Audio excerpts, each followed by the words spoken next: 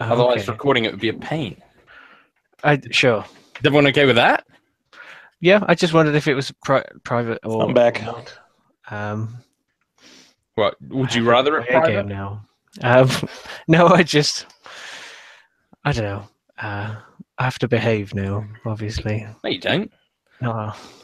Right. What if it's going to be recorded forever on the internet and publicly put onto the groups? I can't exactly. I I mean, don't I'm know. trying to expand my profile as an internet celebrity, so please, put it everywhere. Yeah. All right. Well, if anyone is uncomfortable with it, message me, and you don't have to say it out loud, That's and okay. it won't be awkward, and I'll stop it, and that's fine. I'll have to stop using all those racial slurs that I so commonly use. Well, as long as they're fantasy racial slurs. Right. It's all good. All right. So, I have this little intro sequence that I'm going to read that, will detail everything so that hopefully anyone watching and you guys will sort of be refreshed as to what's going on with this silly game. So, the book is enormous. 2 feet wide, 3 feet tall, and a foot thick.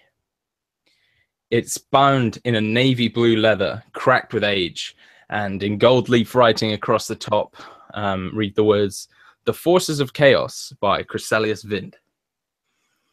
The pages are old and yellowed, and the words appear clearly on the page as though brand new. They say, in the year of 679 by the Galerian calendar, a quite extraordinary group of individuals came together to attempt the impossible, to destroy the chaos. Though they didn't know the events of their destiny that would come, they would find out soon enough. But before this horrific incident took place, this group were individuals with different goals. And I feel it is important to gain an understanding of who this group was before they came together, to understand who they became later on. We start first with Elishan Vessler, a gifted half-elf studying at the Hall of Ivy. She spent most of her time with her best friend, a tiefling named Kidius, who was tragically lost in a terrible accident which she blames herself for. The Hall of Ivy saw it the same way and put her on trial for the murder of Kidius, although he was not known necessarily to be dead. Present at the trial was a dwarf, a religious devotee of Lathander named Rose Bronzehammer, who was cast from her position as a teacher for committing a crime of passion. Before this, however, she was used as a neutral party in the investigation of Elishan, forcing the half-elf to reveal the truth through her divine magic. The truth revealed that Elishan was innocent, and her guilt, which brought her and Rose closer together. After this, Elishan was tasked with heading to the Borderlands to perform research, as she was somewhat a social pariah. Another person at the Hall of Ivy joined this research, though he chose to. His name was Byron Rutherford, an extremely gifted scholar and wizard who was so intrigued by the chaotic history of the Borderlands that he went by choice on the expedition, much to the dismay of his peers. With him went his loyal friend and muscle, the halfling Remy Hoochmonger, whose dark past he hid in favor of work. He was a frankly reprehensible individual who had many failings and distasteful habits, but remained loyal and fast friends with his intelligent companion, and well paid to keep him safe.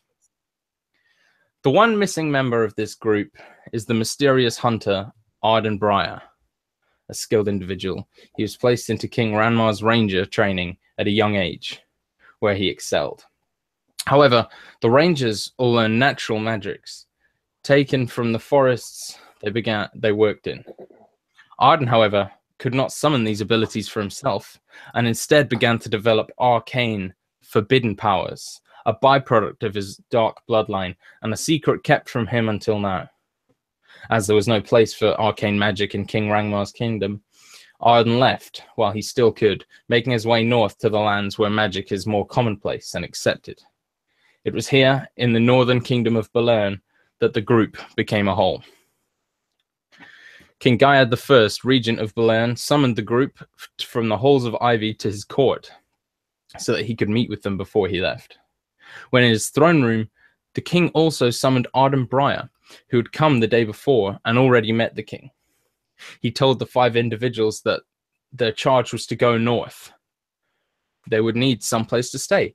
And as it's severely dangerous up there, he suggested the rundown and crumbling keep that he had hopes and ambitions of rebuilding and re-adding to his empire.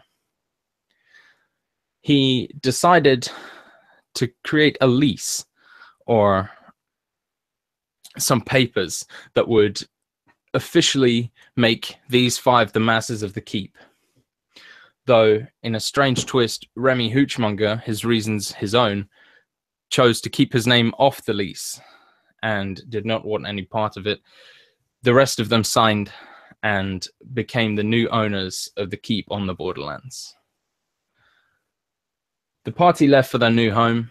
Arden joined the group as a guide and one of the 4 owners. And his survival skills in the wilderness would provide the group with much needed guidance through this treacherous land. 3 days later, the group arrives in the Borderlands, unknowing of the dangers that awaited them and eager to enter their new home. So, sorry about the extremely long-winded opening there, but I felt it was necessary so that we know kind of who you all are. So we're going to start with you guys walking up the sort of dirt road. It peels off to the left, and you can see that it goes on ahead, but you know the keep's off to the left. Maybe Arden sort of guiding you. And as you kind of break through the forest, the trees slowly becoming thinner, you walk through an enormous broken arch, which clearly used to be part of a wall, though that is gone and run down, and you see kind of bits of rubble littering the landscape. You keep walking up the path for maybe an hour, and you turn around another bend, and you see before you the keep. It's perched on top of this rocky hill overlooking the surrounding wilds, kind of like Edoras in the Lord of the Rings, where it's sort of this rocky cliff type or sort of cliff face that it sits on top of. And you can follow up the road and approach the gate to the keep. And so I know I've sort of given you a little bit of a background, but I'll let each of the players introduce their characters themselves now. So we'll start with Elishan. Right, like you said, Elishan is half elf, and she's a bard, and well, there's probably nervousness and trepidation about like this entire trek, just because going off into the unknown on her own. And so she is excited but like apprehensive, and about how long after the events of the trial is this right now? It's been like close to a year now, I think. Yeah, sort of getting that way, sort of with all the intrigue and everything. So yeah, maybe like 8 months to a year. Okay. So yeah, she has not broached that subject while on the road. Yeah. And by the way, was I pronouncing Kidius's name right? I just looked at it and thought that's how it would be said, but I have been saying it as like Kidius in my head, but Kidius is just fine.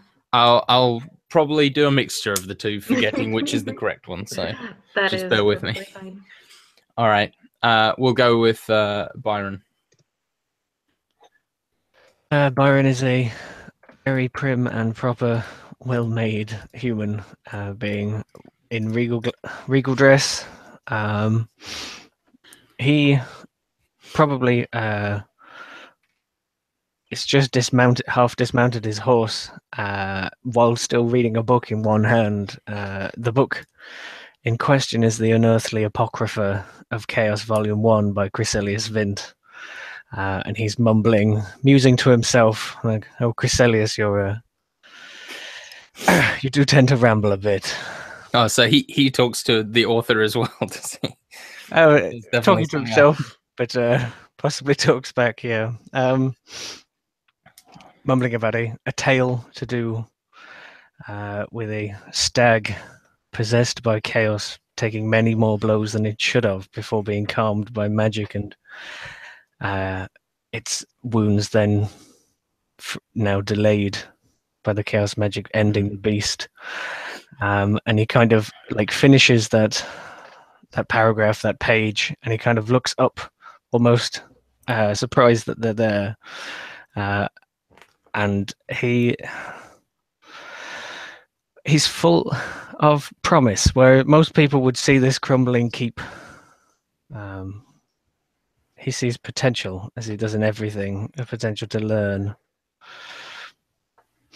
He stows the book and stands tall, looking across to the halfling that was riding beside him.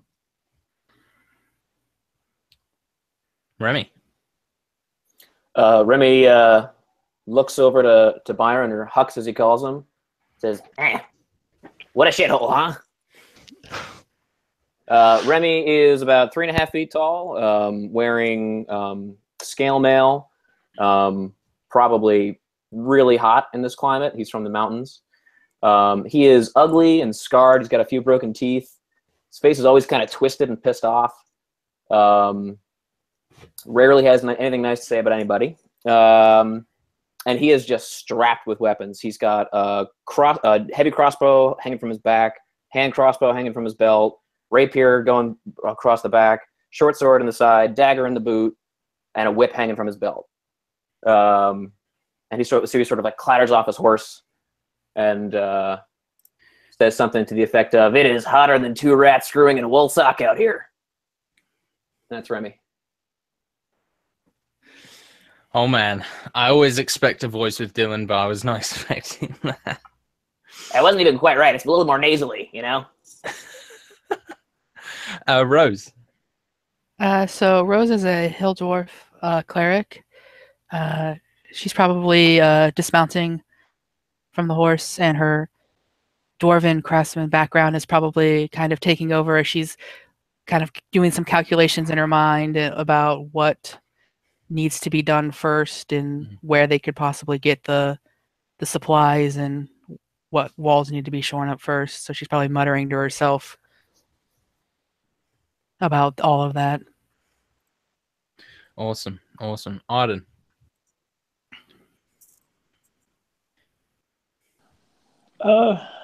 So obviously Arden, the arcane archer, with a lot of kind of ranger training.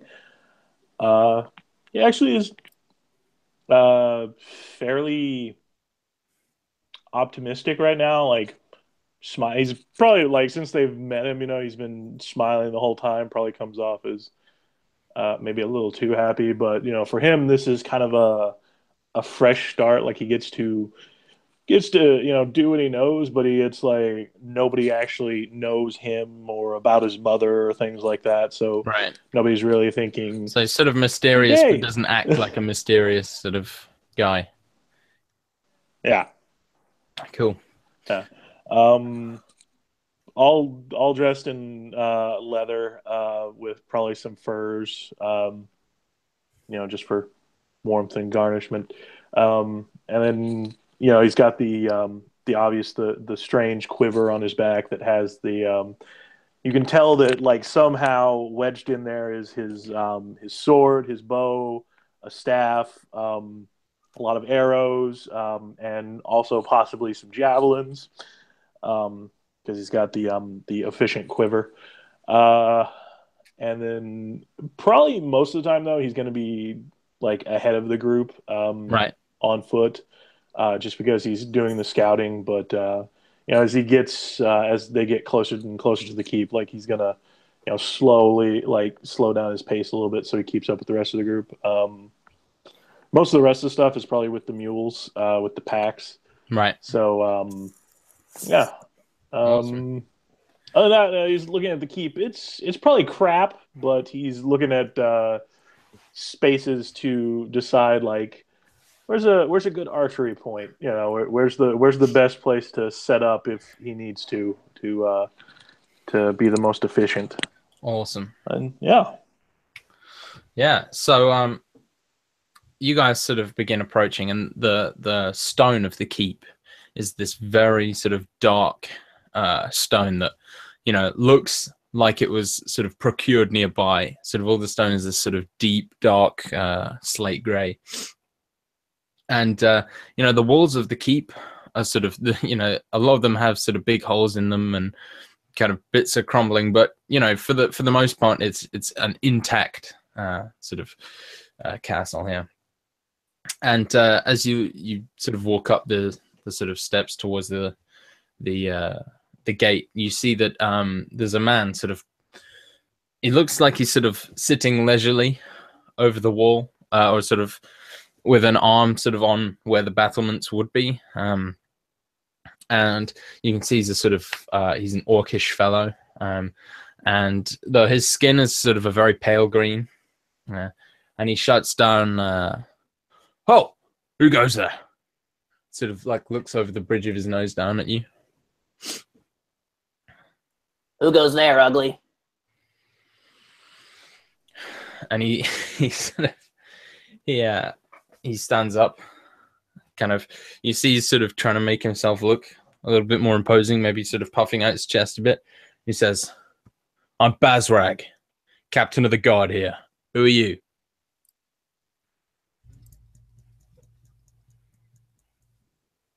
Bazrag or Azrag? Bazrag. I'll put all the names in the chat periodically as they come up of everyone you'll need.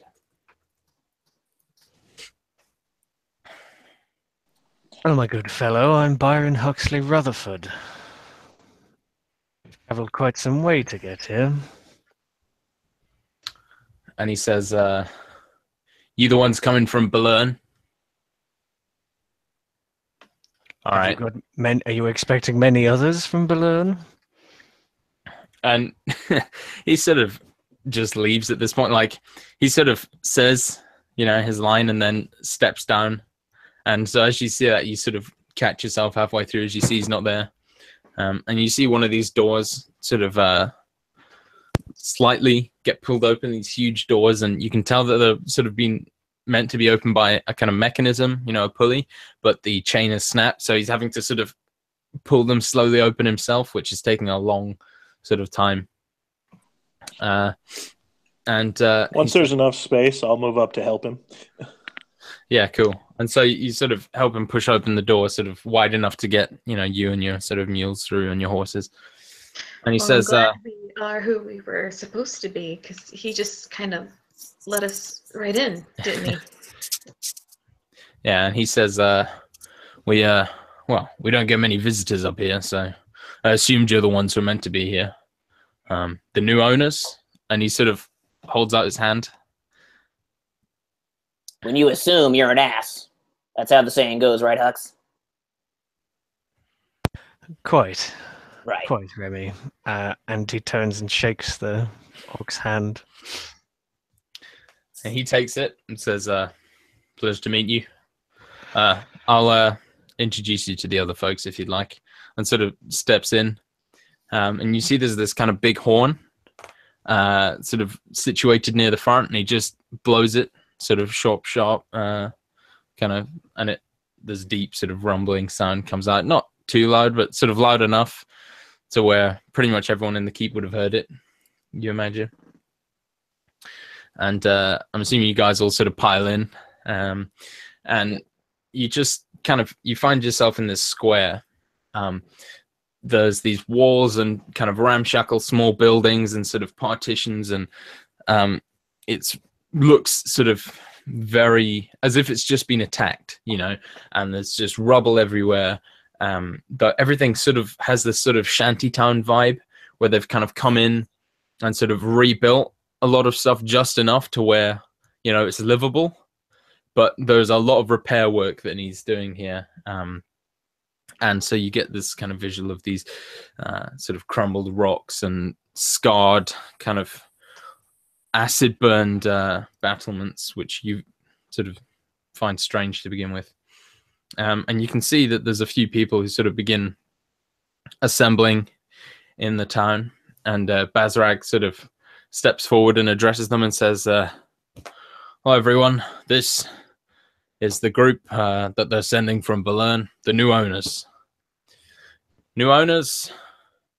People. New owners." And you can sort of see like he doesn't really know what to say in the sort of public form. You maybe get the impression that he's kind of been thrust into this position of leadership. And he sort of steps down and points to you and says, "Here's everyone. Here is," and he sort of, everyone kind of not lines up, but sort of clusters around so you can kind of see them all. This is Willow. She's the only other guard here. And he introduces this sort of lithe, sort of tough-looking young woman.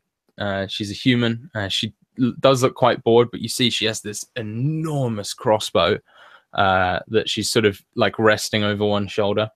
She just gives you a nod. There's an old dwarf couple, white hair, and they're introduced as Micah and Helga Skainson, and they run the inn, which is little more than a sort of crumbled hut with some ale and some bedrolls. Micah is a male. Micah is the male and Helga is the female.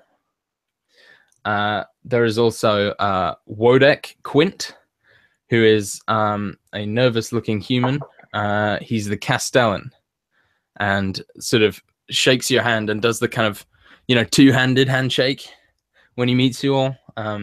And his palms are extremely sweaty, and he's wearing this sort of tattered red kind of robe. And finally, you see a man, and he's got this sort of blade of kind of long grass, and he's just chewing on it. And he's this just short, fat man, and he walks up and sort of shakes all your hands, and his hands, the skin on his hands are very weathered. He says, "I'm Mert. I'm the trader. You need anything from the town? I go back and forth a few times a week, so I can get you anything you need, really." And Bazrag turns to you and says, "The only other person who lives here with us is the hunter. He's called Amon, but he won't be here. He won't be back for a few hours yet. So, and he looks like there's this sort of really awkward situation where you're all kind of standing around and everyone doesn't really know whether to leave or like stay and talk. I'm Elishan, and Elishan waves brightly. He sort of jumps a little bit, and everyone sort of, choruses, "Hello, Elishan," that sort of quiet, reserved chorus. Pleasure to meet you all. What was the name of the guy who just introduced himself again? I'll copy and paste the sort of Okay. names of everything in the chat. So Great, thank you. I'll give a bit of a nod and just say Arden. and everyone sort of returns the nod, almost like they're sort of waiting for everyone to kind of introduce themselves or to be dismissed. They don't really know what to do, and it's this sort of really awkward silence for a moment. And Bazrag sort of turns to you and says, "Well, you've been walking for days. I imagine you'd like to." Yeah, show me to a cool, dark room where I can take a bath, please. And the Castellan steps forward, Wodek, and he says, "Well, yes, we've been setting up your quarters. If you'd like to follow me, I'll show you to your building." You seem a little jumpy there, Wodek. What's the problem? There's no problem. The what? And so he looks at Bazrag quickly, and then sort of looks at all of you like, "Please, someone else say something." Yes, please just show us to our I'll quarters. chime in. Who takes the animals?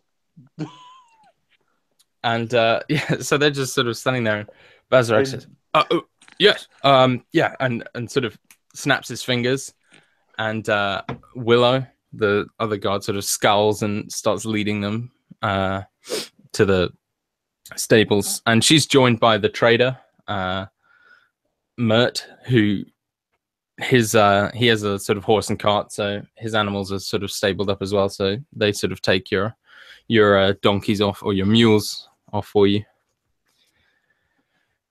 And so Wodek begins kind of leading you up to the sort of the main sort of building, and you can tell that it used to be quite impressive. You know, there's some quite beautiful architecture, and he sort of leads you in the front door, and inside it's like a bomb's gone off. You know, the whole place is fallen apart, but you can see sort of it's almost like there's been a path kind of swept aside for you, and the sort of steps, and it leads up to some steps, and sort of he takes you onto the second floor.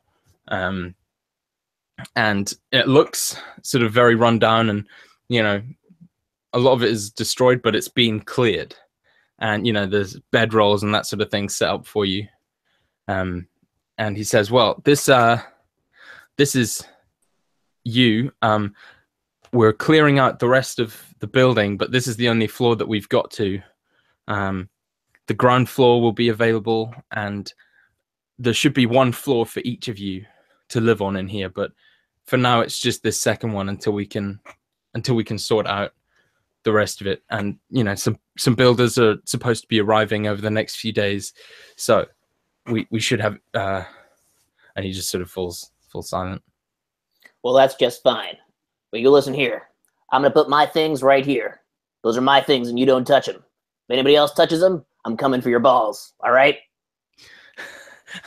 He sort of like looks down at you and sees like you're at perfect head height, you know, and sort of takes a very, very small step back. Says, "Of course, I'll make sure." I think the word you're looking for is my lord. Lord. That's right. He sort of pauses for a moment, doesn't say anything, kind of looks to all of you. Is there anything else you I'm good for now. Right, and he just leaves, like before anyone else can say. You can call after him if you want. And Byron kind of looks at the quickly diminishing man, and just kind of narrows his eyes for a moment, and shakes his head. It'll go after him later. I have a feeling he lived through whatever happened here, which... Oh, poor bastard. Well, you know that the original sort of rising of chaos and all that was many, many, many years ago, like hundreds of years ago. So unless he's an elf, he didn't live through it pretty much. But he just seems like, yeah, he may have been traumatized by something. Or it's just a little bit weird. But you guys have the run of the place now. So if there's anything, there's anyone like you'd like to see, if there's anything you'd like to ask me, or information that I didn't convey clearly enough, now would be the time to. I'll probably look around for a minute, trying to familiarize myself where the kitchen is, where the I guess I'll call them servants, where the servants' quarters are, that kind of thing. Just like basically the layout of all the major spots in the building. Right. And yeah. And I assume most of those are on the first floor? Yeah. So the way it's sort of laid out, the keep itself is, if you imagine it's sort of a rectangle type shape, and the very back is the kind of the Lord's house, as it were. And so it's got 6 floors, right? The bottom floor, or the bottom sort of 5 floors are like almost like apartments or flats, where they can be designed to have, they've each got like 3 or 4 rooms, and you can sort of configure them however you want, and it's sort of assumed that you'll each take 1 floor, and you can customize that however you want, and make an office or make this or make that. And then the very top floor, which is, in a castle, is just the freezing cold, tiny rooms. That's where all the servants would be. Though, it's really hard to sort of climb around this ruined, destroyed place. So I'm guessing like we can't get to the very top. Is the stair? Are the stairs like blocked off at some point? They are, but you could sort of spend some time clearing it, and you could potentially get to the top. But like, it is hard going and slow going. It probably takes you like maybe an hour to like clear and climb your way to the top. That's going to be a problem. But yeah, as he said, there's some builders coming in the next few days to sort of sort things out. Yeah, I'm going to suggest to the rest of the party that that the stairwell needs to be cleared first, simply because, well, you kind of need the high ground, be able to see things, be able to, protect from that area. So, yeah, that's my suggestion on that. That's good thinking. Remy will volunteer to help out with clearing rubble and stuff. Okay. All right. Well, if there's two of you, I'll say you can cut the time down to half an hour if you want to clear the entire stairs by hand, because the stairs themselves aren't that badly, damaged, or they're not that badly blocked. But it's still like occasionally there's a big bit of rock that you sort of need to sort of control roll down. Being a ranged soldier, like the stairs not being clear, not being able to get up to the top is definitely a problem for him. So that's going to be his focus of the day. So yeah, I mean, if you guys start doing that, so Remy will help out with Arden, but basically, if any servant tries to help out, he's just going to bark at them and tell them to get away. He's just not comfortable with anybody he doesn't know. You guys don't have any servants yet, but definitely, the people that we've met. Definitely, Willow comes up, and she comes up to you, Remy, and she says, "Little one, I've been told that I'm to help you. So I'm sorry. Start again, dear. What'd you call me? Little one. All right, you better take a hike, sister. You're lucky you don't have any balls where I take them for you." And she sort of leans in close, like right up in your face, kind of maybe takes a knee slightly and says, before she gets a word out, I punch her in the teeth. Okay, make an attack roll. That's am I just doing strength attack here? Yeah. It's gonna be a 14. Yeah, that hits her in the face. I think it's just 1 damage technically, but yeah. I'm not trying to hurt her. I just don't. I don't want to be condescended to. Right. I think it's 1 plus strength. Oh, you might be right. Yeah. Whatevs. She sort of her head kind of rocks back, and I imagine Remy's been in a few scrapes, so he's got quite a good punch on him, and her head kind of kicks back, and her eyes go wide for a second. And you see some blood dripping from her mouth. And she sort of stands back up, kind of nods and gives you like a smile. And she smiles, and there's just, blood outlining all of her teeth. Just nods to you and walks away. I don't smile back, but once her back is turned, I blush. Ooh. I think you've made a friend. I don't like friends. Shut up and get back to work. Awesome. What's Rose doing? Probably outside, walking around, looking at the different the structure of the walls, what needs done. Yeah, definitely. So be there. I had a thought. Cool. So the main sort of from a structural perspective, the main things you see are there's supposed to be lots of buildings, and kind of the keeper's designed to have these sort of small segmented again, like flats where there's sort of 2 or 3 rooms built into the wall, and a lot of those are crumbled. There's 8 watchtowers around the walls, and all of them are destroyed. The gate winch needs fixed. All of the walls and the battlements need sort of redone, and a lot of the sort of stonework needs sort of putting back together, as it were. And that's sort of the key things that you immediately notice, this is going to be a problem if we don't have these. Are the watchtowers stone or wood? Stone, but they have wood platforms at the top, or would have wood platforms at the top. Were they still standing? If there was a top. Yeah. Yeah. So if that's all you're doing, Rose, and I think Byron was walking with you, what would you be looking for, Byron?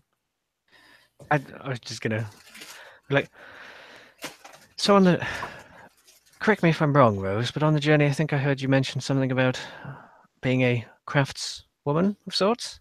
My family did a lot of craftsmen. Ah, in the blood, then. Yeah. That's good news. Looks like this place could use some work. I had been plotting some ideas, and he kind of like rummages through on various bits of pieces of paper and things bound together, and like pulls out these sheaves and hands them over to you. And there's various like architectural designs for towers or rooms or buildings, constructions. I just dabbling. I haven't done any architecture in my life so far, but this is a perfect opportunity. And he's like pointing out various little bits of detail. Some of them might be fanciful, but maybe there is some practicality to them that your eye might spot. Right. These towers, for instance, and then he like points. This is some fine work. I definitely have a gift for this. Thank you. A little bit of talent here and there. Tend to turn it to more, academic arts generally, but I thought this would be quite good fun. Well, I feel like we should get that gate working properly if we were going to have materials being brought into the walls. Certainly. We were barely able to fit ourselves. It is quite inconvenient currently, and if we're going to be shifting all of this rubble to and fro and the builders in, yes, perhaps I should get a start on mechanisms. Perhaps we should give that a closer inspection. And he kind of starts walking towards the gate. Yeah, and sort of, you see, Bazrag, he sort of doesn't really know what to do. And maybe actually you guys saw him sort of send Willow up to help Remy. But he's sort of kind of shadowing you, like almost like a bodyguard would, because he's the captain of the guard, but he's never really had anyone proper to guard. It's just been people who follow him and do what they tell him. Or he tells them. So he just doesn't really know how he's supposed to go about it. So he just sort of is walking alongside you, maybe slightly behind, just kind of following you around, not really knowing what he's supposed to be doing. Bazrag, my dear fellow. Yes. This gate has been out of commission for some time. Well, our group of people, we've been living here for about 6 months, and the gate has not been fixed. So it's always been like that. In here 6 months. Well, we had to clear out room for you to stay, and we had to set up places for the shops and the inn, and get the place livable again before we could focus on things like the gate. So what exactly is wrong with the gate? So the gate is made of it's a portcullis and these two huge doors, right? Mm-hmm. And the chain for the portcullis and the doors are snapped, right? So like the portcullis is kind of jammed open with this massive bit of wood, and the doors, basically he had to like, pull this door that's, 12, 16 feet high. So it's a real like pain to get in and out. So the main sort of job is reattaching the chains and forging new ones, because these ones are rusted like hell. Could I use mending to try to at least get something working? Yeah, I'll say you can roll for it, because it's quite a big thing to mend. So yeah. I'll say if you just make like a wisdom plus proficiency roll. That I'll say that's fine. I'm not sure if I could help, like, assist using prestidigitation to, like, clean up. Is whether you consider rust to be like damage or like something that could be cleaned-ish away. Maybe a combination of the two magics. Yeah. Okay. I'll say yeah. You can help her and give her advantage if you like. Ooh, that's better. What was the roll? 21 total. Oh, nice. Okay, so I'll say that you reattach the portcullis chain so that it works. So you can raise and lower the portcullis. But I will say that it's still very rusty and old and damaged. So this, you being a dwarf would know, this is a temporary solution. Like, this thing will probably, a different link will snap at some point in the future. So you still need to replace it, but for now, it's in working order. Well, it's a temporary solution, but it'll get us through for a little bit at least. And you see Bazrag, who actually, now you're up close to him, you sort of see that something about him looks a little bit off. Like you've all met orcs before, and they're these huge, sort of gruff, kind of fairly, usually quite stupid, sort of, brutish types. But he is much, much leaner than your average orc, and he's got sort of slightly pointed ears, and his tusks and his jaw are a little bit more refined. Rather than him having this big wide mouth, it's sort of, a bit more slim, and his eyes are a bit more intelligent looking, and his skin's a bit more pale. But you can't, it just, the whole thing sort of gives you an impression like he's, there's a bit more to him than meets the eye, maybe. And he sort of jumps back when he sees you guys start using magic and says, "Whoa, I forgot that. Well, I forgot that magic was common." And he sort of braces himself and stands straight and says, "You've done a fine job there." Well, thank you. To go on, sorry. I was just mainly thanking him for the compliment. I presume this is part of the reason that we were sent here. Our gifts. Is that a divine source, in a sense? It is. I don't often get much chance to rub shoulders with users of divine magic. It seemed we made quite a good team. Yes, it was quick work. Indeed it is. And he smiles warmly at you, which is maybe you don't see him smile very often, or even pay attention much longer than 5 minutes without putting his head in a book. Awesome. And we'll switch over. What's Elishan doing right now? Probably to the surprise of no one, after stowing away her things, she has gone exploring on the second level that we're on. Nice. Like, just kind of like wandering around, going through the rooms, picking up any like things on the ground, inspecting them closely, basically just trying to, touching and everything and exploring. So you're sort of walking through, and there's 5 rooms sort of on this floor.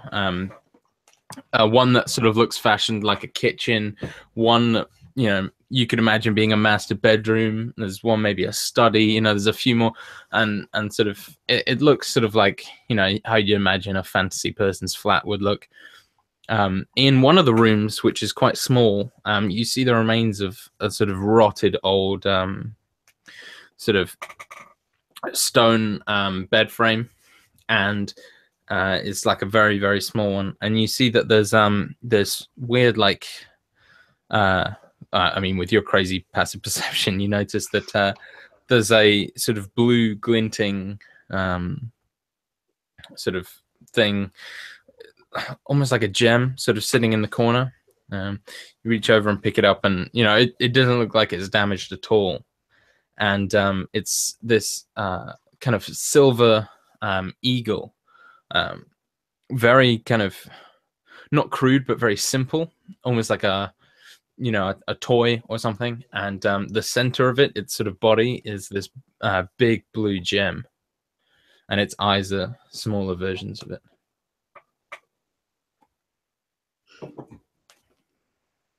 But apart from that, you don't really find anything of interest. It just sort of looks like it's been hastily cleaned.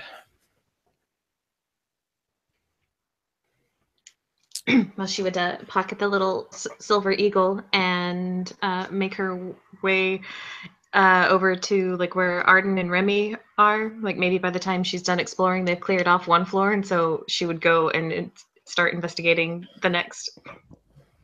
Right. And just like Keep your wherever. nose out of trouble, Ellie. Just anywhere where she'll fit. If like a door's blocked, she'll leave, or if there's like if it involves climbing, she's just kind of like wandering and like humming to herself. Yeah. So I'll say by this point that Remy and Arden have managed to clear the steps and are able to make their way right to the top. And the top, when you get to the top, you find that it's this. Below you are kind of the servants' quarters, and there's a room above that, which is just this sort of tiny round room, and there's a hole in the ceiling and sort of these rotted iron hinges that would indicate the previous existence of a trapdoor, and a sort of maybe a kind of ladder situation that would be hanging down were there any wood left. After you, princess. All right, and that I guess I don't know. It probably would be maybe with me, but I have rope and a grappling hook. Yeah. So I guess since there's no ladder, I'm gonna toss that up and attempt to climb. Yeah, That's athletics, right? Yeah, I'll say it's pretty easy because it's you only need to climb, like the room's small, so you only need to climb a couple of feet above how tall you are. So I'll say that you throw the hook over and it maybe takes you a couple of tries or whatever, but it's like super simple. You think like someone who's tall would be able to just jump up and like pull the way up. It's a really kind of short room. Okay. Oh well, if it's that, I'll just jump up and I won't do the rope then. Leave Remy hanging. Oh yeah. The princess. He did just call you a princess. Yeah, that's awesome. And so you sort of you get up onto the top, and you're at the top of the building. It's sort of like a wider kind of oblong tower. That's what it feels like you're at the top of, despite the fact that there's this big sort of house beneath you. And you sort of look out over the Borderlands, and you see, these wide, sweeping mountains to the north, snow-capped peaks. You see just in front of them, sort of again to the north, is this huge forest. And then to your south, you see more forest, and kind of straight ahead of you, you're looking east, you see this winding river that flows past, and it sort of flows in and around this marshy, boggy area that you can see. And beyond that, you can see the road traveling sort of northeast and further out into what is called the hinterlands, the areas beyond the Borderlands. It's quite beautiful, a view from up there. Nice. Since I'm up here, and the hinterlands are where the chaos come from, right? Well, the chaos sort of comes from somewhere up here, and you'd imagine it's up there because that's really the only place to go from the Borderlands. But it doesn't necessarily come from there. It's sort of unclear. Okay. All right. I'll probably just be up here making casual observations and basically doing the kind of the soldier archer thing. Right. Figuring out what analysis. Yeah, and also probably just taking it in and kind of just appreciating that. Hey, this is where I live now. I've got nice. the image Arden just being like, "Oh, this is so nice up here. Oh, I wish you could get up here, Remy. It's amazing." I would totally be like, shut my guns. Like, you should see this. Remy will roll his eyes and sigh and leave the room. All right. Well, the Castellan Wodek, he is sort of just been pacing around, not really knowing what to do. And actually, that's what I'm gonna do. I'm gonna keep an eye on that guy. All right. If I find him while I'm leaving this room, Yeah. I'm just gonna kind of like walk conspicuously behind him. Yeah, cool. You sort of look out of the room, and you can see that there's like a murder hole looking down into the courtyard below, and you can see him sort of pacing around down there. And Stalking the guy with PTSD. I'm gonna walk up to him. I'm gonna walk up to him and say, "You seem like a man with either too little to do or too much on his mind. Which is it?"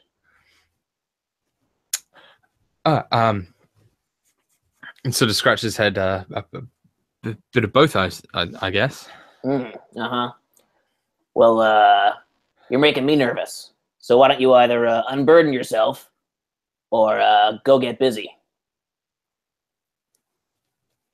He just nods and like walks off, trying to look purposefully, but sort of ends up realizing that he doesn't have anywhere to walk to, so just ends up sort of doing a ring around the courtyard, and just begins pacing again. I imagine at some point he might cross the path of Byron and Rose. Right. Still, like, walking. Yeah, he walks by you, definitely. Wodek. And he jumps when you say his name.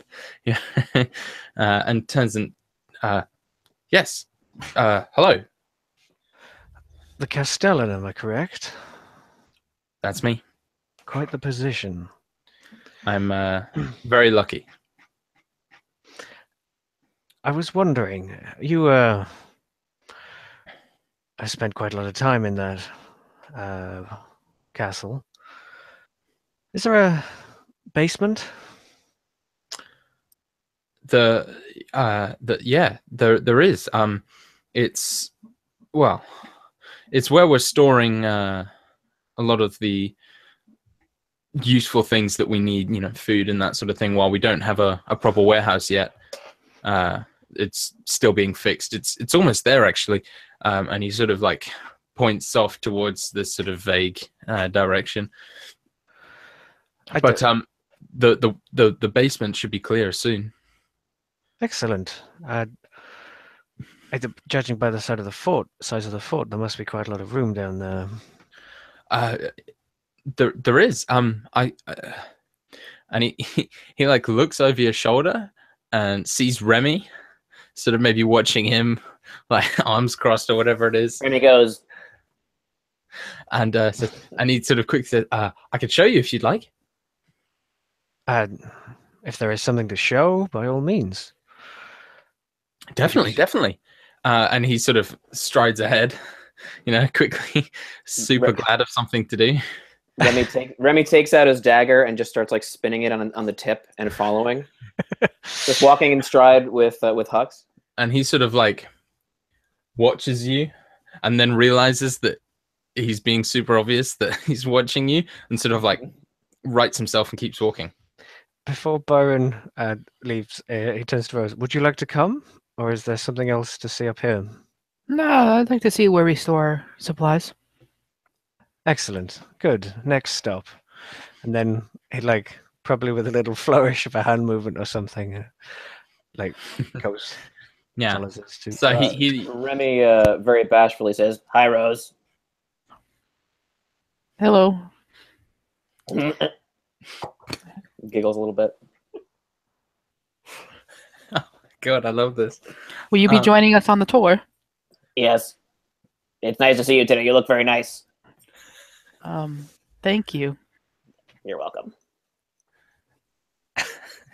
Amazing. So you he sort of leads you around to the side of the mansion, and there's a sort of iron grate that he slides sort of across and leads you down into the basement. And the stairs going down are like long, and so the basement, from ceiling to floor is very high, maybe 30 feet high. So this thing could hold a huge amount of stuff. And you see sort of right near the entrance when you get down, kind of piled all in a corner is just this like pretty massive pile of sort of basic supplies like grain, meats, drinks, sort of just all the standard stuff, and as well as like a load of really old looking crates and boxes and sort of stuff that looks separate. There's all the food in one place and sort of lots of other stuff next to it, and like old rusted weapons and tools and that sort of thing. But it being so dark down here and there's no light, the room extends beyond your vision, unless of course you can see in the dark, in which case you can see that this basement, which is under the mansion, it probably leads all the way under the entire keep.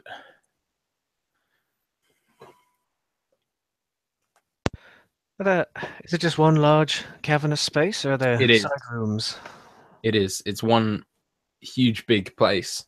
Although he does say, kind of as he's walking down the stairs, that it used to be split into lots of different rooms, and sort of have different. Are there like pillars holding up the ceiling? Yeah, right.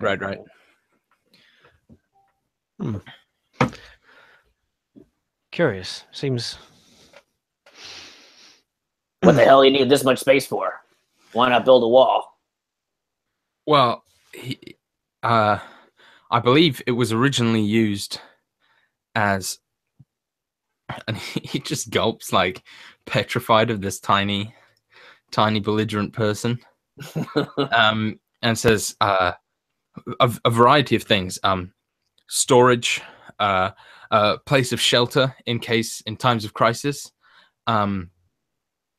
and well, various uses. Tell me something. This place have good ventilation?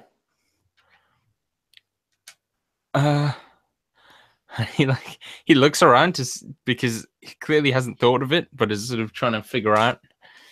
I don't think so. Okay. Well, you've been very helpful. Thank you.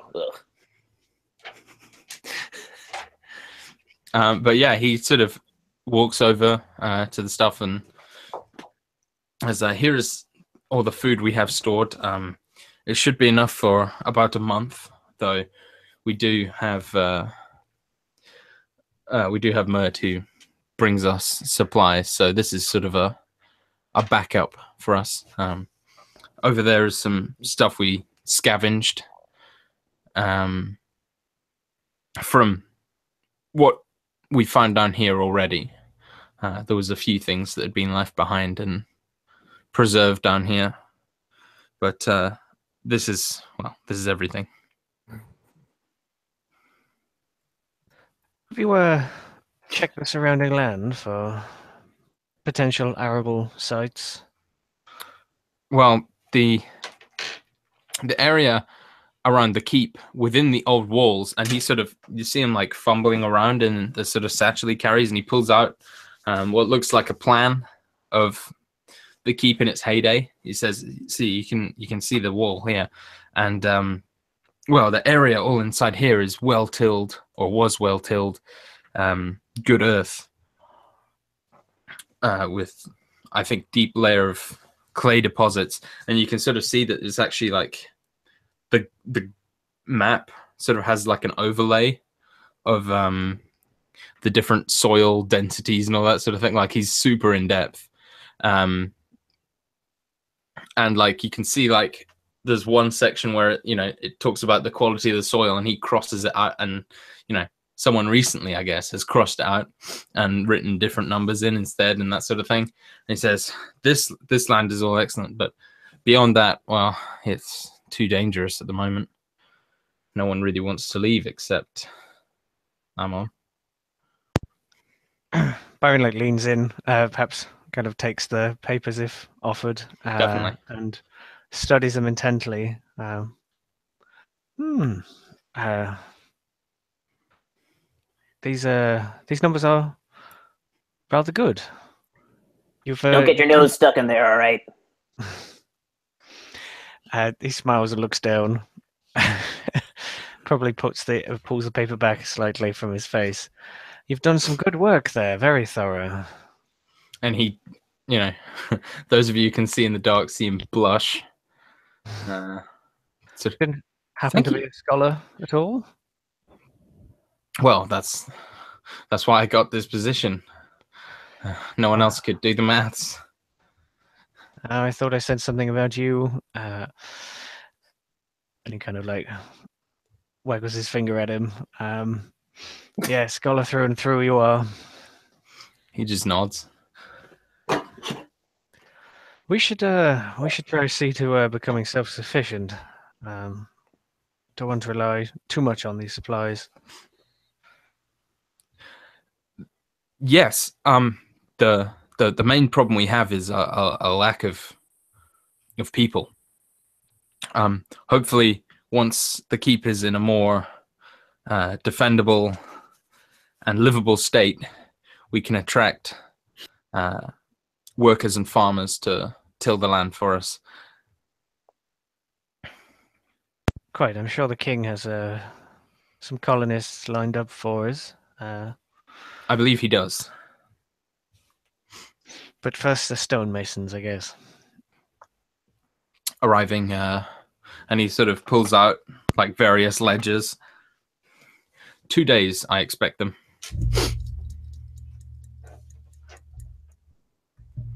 But yeah, I mean, if you'd like to look at any of this stuff, maybe the old stuff, or if there's anything else you'd like to do.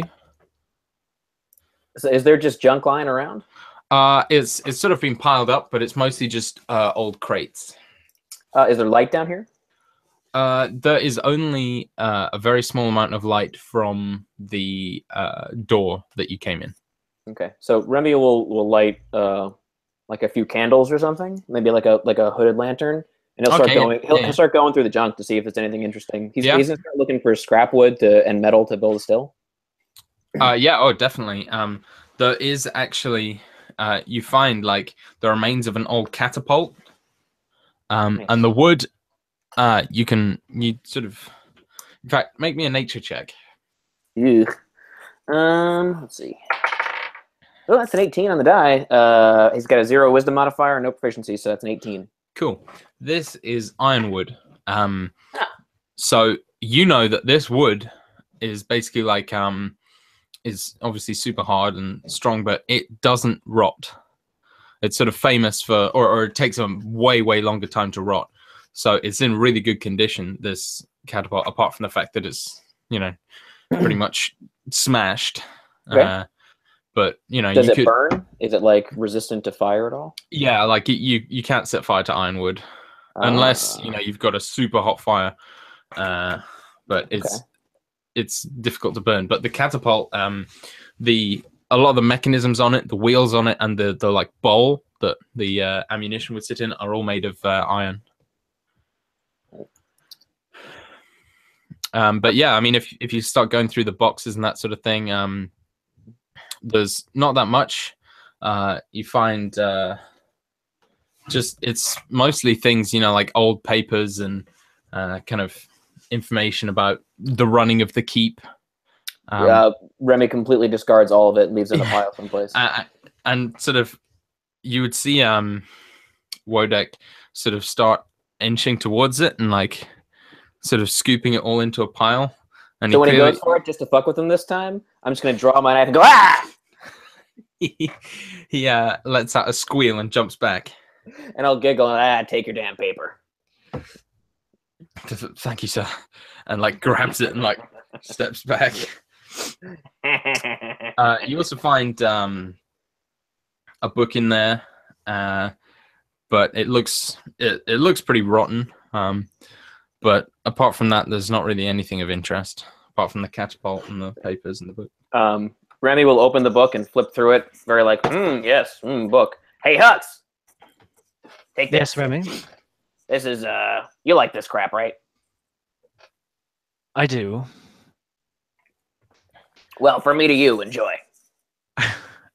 I imagine you like throw it. Yeah, more or less. Just tosses at your feet. Before it like hits the ground, it stops as a mage hand like scoops it up and like brings it to Byron's face. And it sort of turns it around, like it turns it around at like all 360 degrees just to look at it. Can I make out anything of it? And it's this. It's bound in leather, and really, really old. You can see some font on it, but it is a weird script. And it looks like you recognize some of the letters, but some of them you're like, no idea what that is. But apart from that, it is this sort of kind of heavy leather tome. You see that there's a title and like smaller letters under it, and then this kind of weird block of text in the middle of the cover. The pages look to have some sort of faded gold leaf around the edges, but you can't really make out in this light what it says. this used to be quite a fine tome, I think. If you do excuse me, Rose, I think I have found what will occupy the rest of this evening. It was a pleasure. Rose, do you want this ironwood? You can have it if you want. I do not believe I have a use for it right now. Oh, But, I thought maybe you guys could use it to fix stuff. Well, I mean, I was going to say, go ahead and collect it in a pile, and if we find a use for it, we will see to it. Oh, okay. And Remy hurries off and collects all the ironwood he can and brings it upstairs. Awesome. So, what's Arden doing at this point? He'll probably have come down. About how many days out are the rest of our supplies? 2 days. 2 days? All right. I will. I can't remember his name. The merchant. Mert. M-E-R-T. Okay. So I will find him, and let's see. And we have some people coming, but I'm gonna go ahead and I'll tell him. I'll ask him when he's going to town next. Yeah. He says, well, I just got back about 2 or 3 days ago, so it's looking like I'll need to go within the next day or two. There's a few things I need to get, nails, etc. But why? Is there something you need? About how long is your round trip? I can do it in about a week. Okay. So when you get to town, I'll give him 2 gold pieces. I assume that's going to be a lot for him. Right. Yeah, definitely. So I'll give him 2 gold pieces. While you're there, let's see. Find us a stable boy, a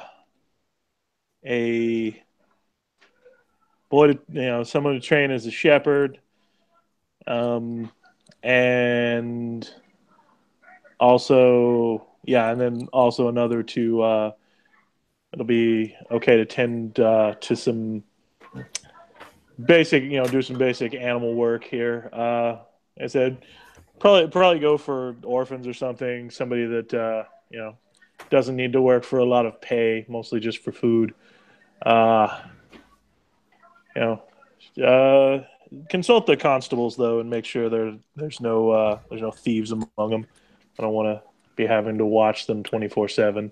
I understand. But yeah, we'll have some animals and such coming in, so we'll need some kids to take care of them. Yeah, he says it's right noble of you to take in orphans. Poor buggers. Oh well, any chance they can get. We're all really big philanthropists here, so keeps in good hands. And he sort of pats you on the shoulder and sort of hobbles away. He's quite old, as is his horse, but he sort of pockets the gold and kind of pats his pocket as he leaves. What's Elishan doing? Still exploring. I kind of imagine that this entire time she's been kind of humming and singing to herself as a little bit of detect magic ritual. Okay. As she wanders, perhaps pulling out and stroking the silver eagle Right. that she found. Yeah, the silver eagle is definitely magical. What does detect magic actually tell you? Does it just tell you the type of magic, right? It tells me the school of magic and the presence of magic within 30 feet. Yeah. So I mean, nothing really apart from the magic stuff you have on you is magical per se. I think there's no real magic in the area, although you do get whenever you cast it, you do get this sort of weird sense of dread and foreboding, as though like something kind of sits heavily on the air. But yeah, and then you can tell that this item is abjuration based item. So protection and shielding and that sort of thing. And if you spend a short rest with it, you'll be able to identify it. So that's an hour. But yeah, Dan, what would Byron be doing? You said he was leaving, so is he going up to his room or? Byron returns to the keep with the book, but he takes a scenic route around the lower floor, and he said there was a study, so perhaps he finds his way to that room. Yeah, there's the study at the moment, Wodek tells you is his chambers. So the Castellan has historically in this keep his own chambers, sort of adjoining yours, and so that's sort of been cleared, and it's just full of like paper and ledgers, and so that's sort of the best place to study or to read or whatever for now, while your offices and libraries are not yet constructed. Right. Byron sits down, concentrates for 10 minutes, and an unseen servant appears beside him. Do be a dear and fetch all of my things from upstairs, including the pitcher. And if you can find a smaller table, that would be most welcome. Yeah.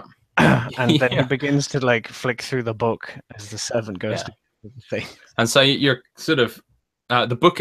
Actually, I forgot to mention. Sorry, Dan. The book won't open. Oh.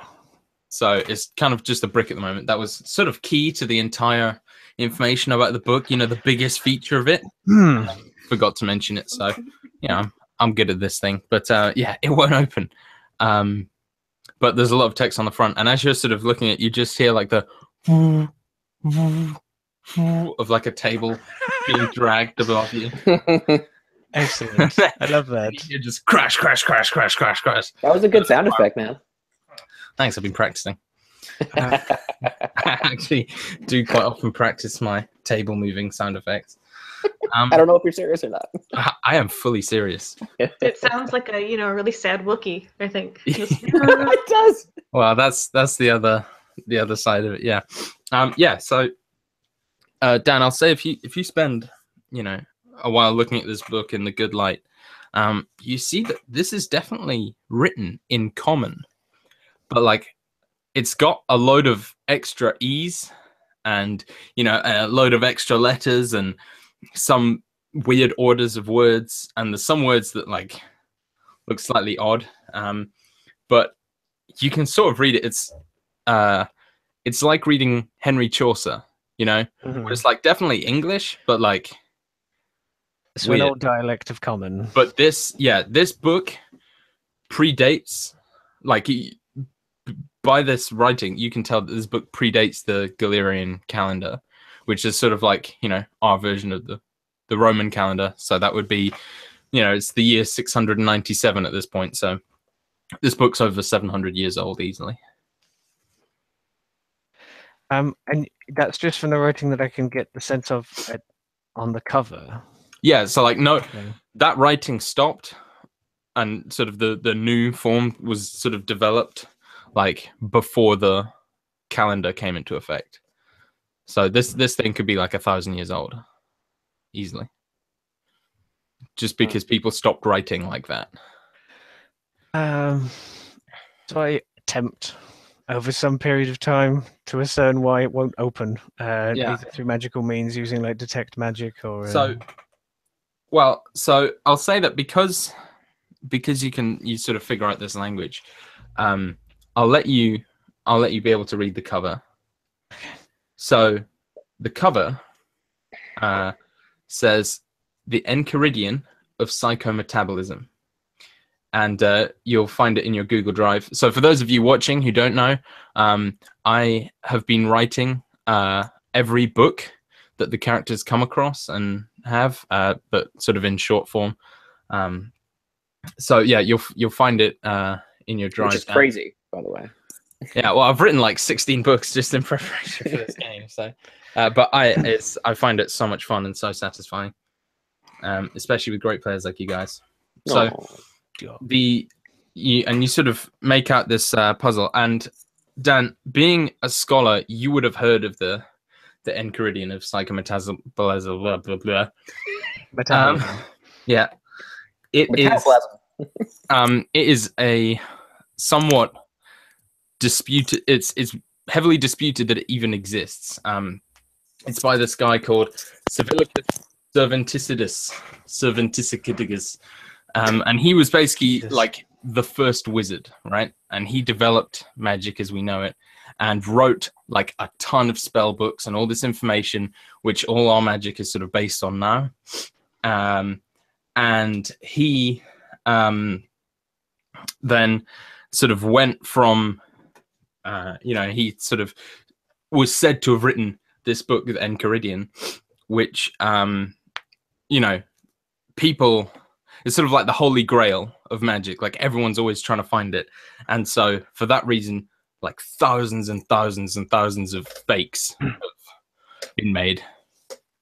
And so like, a few times a year, someone will, turn up with a book that they say is the Enchiridion. And it has this riddle on the front. It said, "From stardust made was I, shaped and changed as time went by. Names I've known, owners too, belonging to no one when time is through." Which is a bloody fiendish riddle. So have fun with that, Dan. And so you can sit there staring at the cover of this book. I'd just like to go back to the unseen servant at the table. The reason that is that I get the servant to put out like a tea service, and then using the picture of the alchemy jug thing, I get the unseen servant to like lay out a tea set with tea in it, and he's using the mage hand to drink his tea while he's studying this book. And this is definitely something that you do a lot, I imagine, is sort of have yourself. So you see just this like floating apron, as the unseen servant sort of prepared himself because he knows what's up. And so, yeah, you have this sort of tea laid out, and your candles begin to burn low as the evening sort of draws in. What would everyone be doing in the evening before bedtime, pretty much, around dinner time-ish? Do you want to go around the circle? Whoever goes first. Go chaotic style.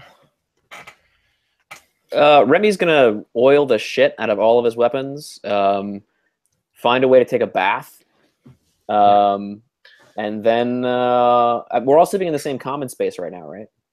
Yeah, everyone apart from Byron, you would all, or everyone would be sort of expected to sleep in the one floor of your house that's cleared out. So yeah. Okay. Right. So, but we can have separate rooms. You can do, yeah, but Okay. like, yeah, there's sort of an atrium, and then the rooms that Right. branch off. Yeah. I guess Remy would find a space adjacent or a room adjacent to Hux's, and he would start like clearing all the junk out of it before he went to bed, and maybe seeing if he could like look for weak spots in the room, if that makes any sense. Like Okay. places where he could hide, even if he thought someone was coming in his room, so he could pop out and ambush them. You know, Yeah, cool. like he's looking for like ways to defend himself. Yeah, I mean, there's like the room you're in still has some sort of larger bits of rubble that you could easily hide behind, and you know, there's this sort of partition wall as well in there. Okay. Cool. Yeah, so you could definitely find a place. So you're just chilling, taking a bath. Mhm. What's Rose doing? Probably having spent about 30 seconds in the company of Remy, she probably very quickly went and found a quiet place for some contemplation and some peace of quiet. Definitely. What about Elishan? got lost. Yeah, that just how long has she been wandering, Rob? Because As long as you want. We Yeah. can. It's been a while actually, so you can catch us up as to what she's been getting on with, if there's anything beforehand as well. yeah, that's pretty much. She's trying to explore anything she has access to. If there's a room that's blocked off, she's making a mental note of it and just kind of like taking stock and inventory and like, ooh, I wonder what this room was used for and like what kind of people lived here before and Right. like that kind of stuff. So she's basically exploring every inch of this place Definitely. that she can access. Yeah, Whether I or not mean, she can you don't. access it is the Yeah, you don't find it much of interest, and most of the places you can't really access. But you know, you do find some like cool spots and sort of interesting areas.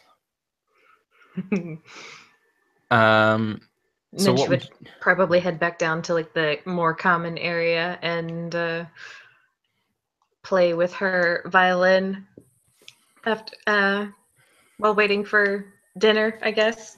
Yeah, and that would, just before we go to Arden, there would sort of at some point during the evening there would be a knock, and you would see Helga, the wife of the sort of innkeeper, and she says, "Well, you all must be very hungry, and we have, well, a modest place, but I'm a good cook, and we have some fine ales. So if you'd like, you can come down to the inn for some dinner."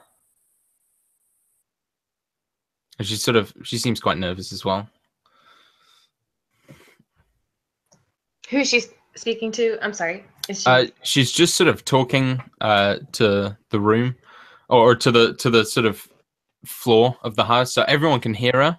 But I imagine you're sort of the person she's directing it, as you're kind of the only one who's right there, maybe. Okay. Remy fell asleep in the tub. he can have fun finding that. Yeah. No one's gonna go get him, I don't think. Yeah. What's Arden doing just before we decide whether or not going down? So Arden has been, probably for the last hour or so, he's been strangely pacing everywhere. I guess anybody probably with like that's also a soldier would probably recognize that he's counting steps to various places in the and everything from the gate to the manor, up the stairs, across the room, you know, that kind of thing. So Yeah, cool. So anybody that doesn't know what he's doing, he probably looks extremely strange doing it. But yeah, that's pretty awesome. much what he spends most of his night doing. Yeah. So yeah, in the evening, you guys are invited to dinner at the Blissful Mistress, the inn in town. So Byron, musing on this riddle, perhaps leaves the book. Well, summons the unseen servant again at some point, because unless it's been over hours. Gets the unseen servant to put it like with his things, Right. and like pack everything away, take everything back upstairs, leave the table, or push it into a corner, and then have the unseen servant go check on Remy because I'm sure he's fallen asleep in the bath again. um, so Byron like comes out of the doorway of the study, and like he's adjusting his cuffs and everything, like and putting down his coat and suit and waistcoat and whatever. Dinner would be splendid, thank you very much, Helga. And there's this unseen servant like carrying stuff behind him. Yeah, and I imagine like Remy wakes up to an earthquake. Yeah. Because he just think like bathtub's being rocked, but he has no idea because he can't see anything. God damn it, Hans! Don't do that. I think they've already left and gone to dinner. Maybe they can hear the faint sounds of shouting. Yeah. So the inn is this kind of, it's pretty much a stone wall that they've kind of built this wooden roof on top of. So it's very, it's quite small. It's very sort of quaint. And there's the bar is sort of made out of barrels that are being tapped for ale. And there's sort of these small tables set up and a couple bedrolls inside. And the food is good. It's very simple. It's just like a stew, but it is a good stew. Like it warms your bones, and it has just the really kind of hearty, effect that you would hope for after a day of traveling. I think like as soon as Rose joined them, like Elishan has like gone over to her and has been regaling her with like the descriptions of all of like the rooms that she found in the keep, and is probably like with like the little eagle in her hand and being like, and I found this. I found this. It's magic, she says excitedly. Well, that's fascinating. What does it do? I don't know what it does. I don't know. I don't know yet, but I found it, and I'm gonna figure it out. I'm sure you will. And Helga sort of comes over and says, "I hope you don't mind, but I invited young Wodek. I'm afraid he doesn't eat much. He's rail thin." And she sort of like looks kind of over her nose at Byron and says, "Not unlike you." And for the rest of the evening, like anytime your bowl is anywhere near half empty, is like filled right back to the top. And sort of after about 10 minutes, Wodek comes in, sort of stands at the door for a second, and Helga sort of beckons him forward, and he pulls up a chair next to Byron, but I'm assuming Remy's maybe sitting next to him on the other side. So away from Remy. Remy hasn't laid himself down, actually. Oh, okay, yeah. So He's still upstairs. Perfect. So he pulls up a seat next to Byron. Doesn't say anything, but just begins kind of slowly eating his stew. I think like seeing him, like Elishan would assault him with questions about the previous owners, like if he knew anything about them, like so, like who lived here before we came here. I know you guys have been here for only a little while, but there's lots of things in here, and like none of it like there's like there's just so much stuff. And then I found this, and she like shows off the eagle to Wodek. Right. And so he says that no one's lived here since the Chaos War. It's been abandoned since, but before this was just some king's castle. I don't know his name. I haven't found it in the pile of books and papers I have, but well, I know that he was a fairly famous king. But, well, I'm not really sure who else lived here. A king, you say? Is this where the capital used to be? Or is it different country, different This kingdom? was back when a man's kingdom was one castle, for the most part. So he you know, didn't really. There was no real territory disputes, not like now. So he lived here, and he's sort of really kind of like staring intently at his soup, trying to find the words but can't. And he just sort of trails off and takes a mouthful. While this is happening, can I try something? Absolutely. So maybe right after Hux's invisible servant wakes him up out of his bath, Remy gets out of the bath super pissed. And he's gonna go and try to. He's just in an ornery mood. He's gonna try to find the Castellan's room. Right. And yeah, you know what it is. He's gonna toss it, search it. All right. Make me an investigation check. Natural fucking 20. Oh shit! All right. So, the Castellan's chambers are 2 rooms. One is sort of a bedchamber, and one is sort of an office space. But they are like covered in old bits of paper and books and stuff, just ledgers, and most of it's boring. But you do find under his bed, which is also covered in paper, underneath his bed is this sort of old kind of chest, and it's not locked, and you open it, and inside you see this really ornate sword.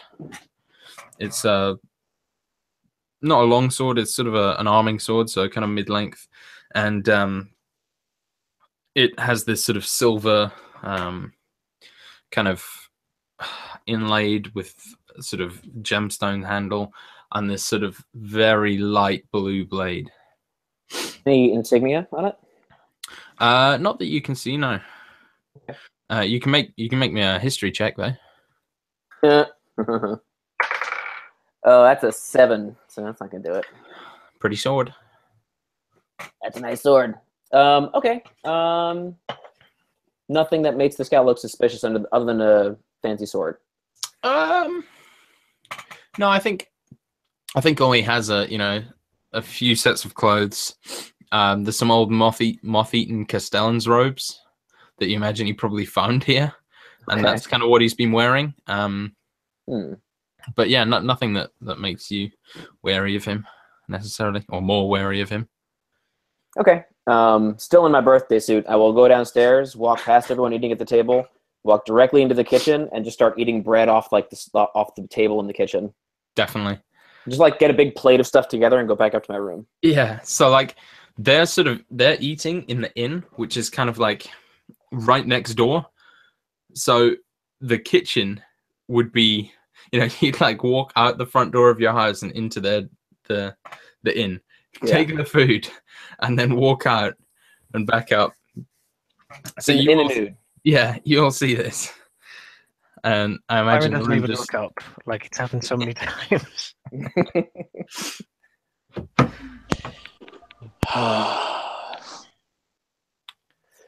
Ladies and gentlemen, have a good night. There's like, as he like walks in, like Elishan will cast minor illusion to like give him like a little like black blur. I mean, Ellie, is that really necessary? Just let the people have what they want.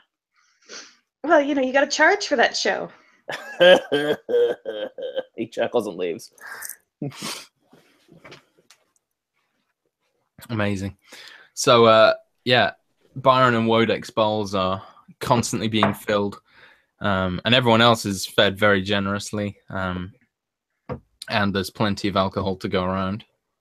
And unless there's anything else you guys would like to do, I imagine you'll retire to bed. Remy will dip into his private reserve of moonshine. Oh, nice. I'll use a little bit of that Ettercap butter on all the food. God. Oh God! Constitution saving throws all around.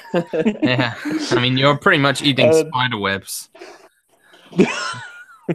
It's quite delicious. We figured out how to milk them somehow. Yeah. But if it has stats, you can milk it. So Arden will go back to his room, kind of unpack everything. Is there like a window seal or a desk or anything in here? Sure. Okay, so he'll put the little mechanical spider trinket on the desk, and everything else will just be packed away. Okay. And yeah, other than that, he'll go to sleep. Very well. Elishan's going to try and figure out what the Silver Eagle does before she heads to bed. Cool. Yeah. The Silver Eagle appears to be some kind of brooch or pendant, and is pretty much just was used as a sort of protective charm, almost.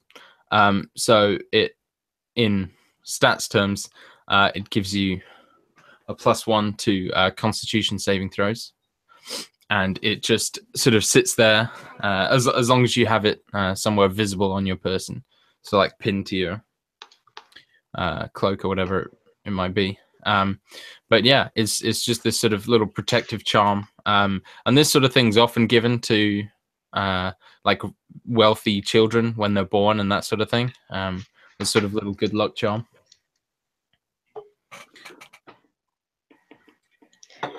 Yeah, it fits with her silver and blue. It fits with her aesthetic. It would she would pin it to like her Cool. clothing. Awesome.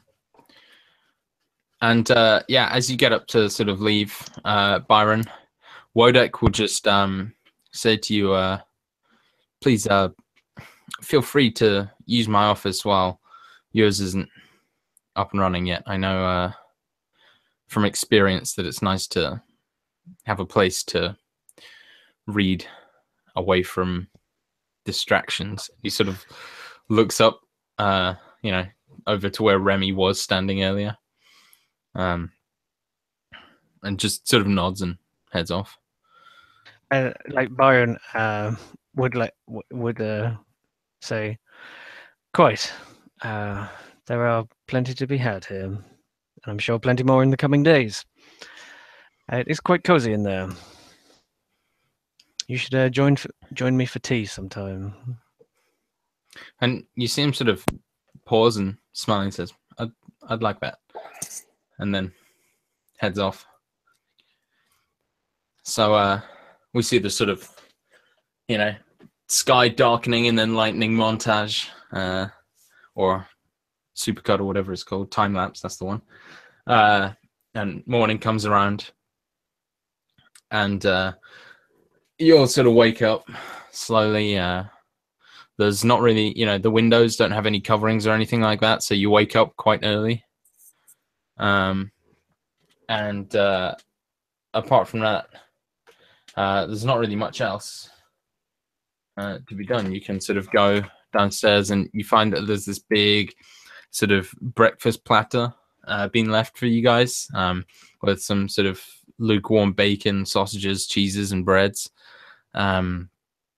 Just like stacked, ridiculously high, knowing how skinny Byron is.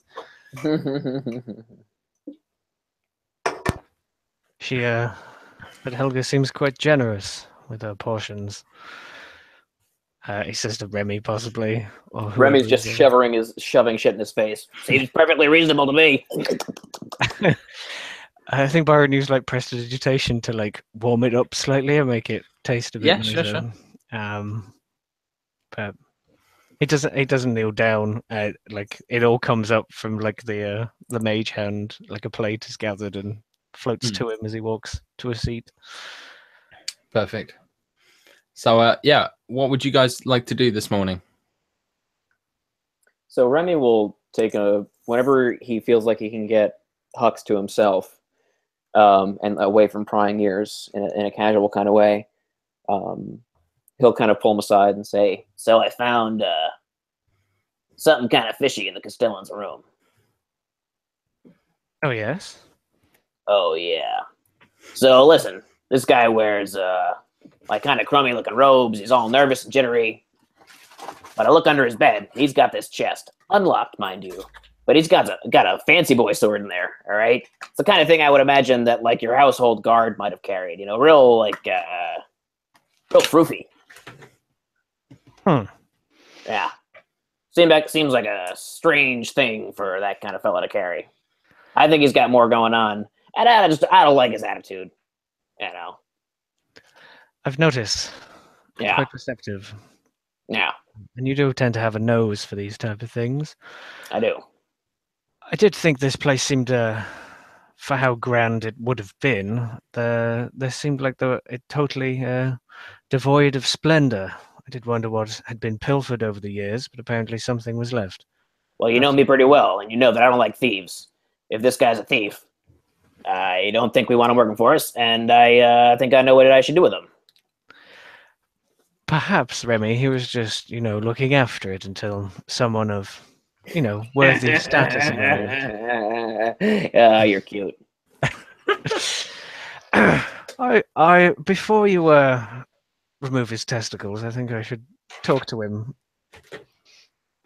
Maybe All he's right. willing to give it up. Well, I trust you, so I'll follow your lead on this one. Most gracious of you. Yeah, well, But keep your eye out. We need that kind of initiative, I think. I do have advantage on initiative.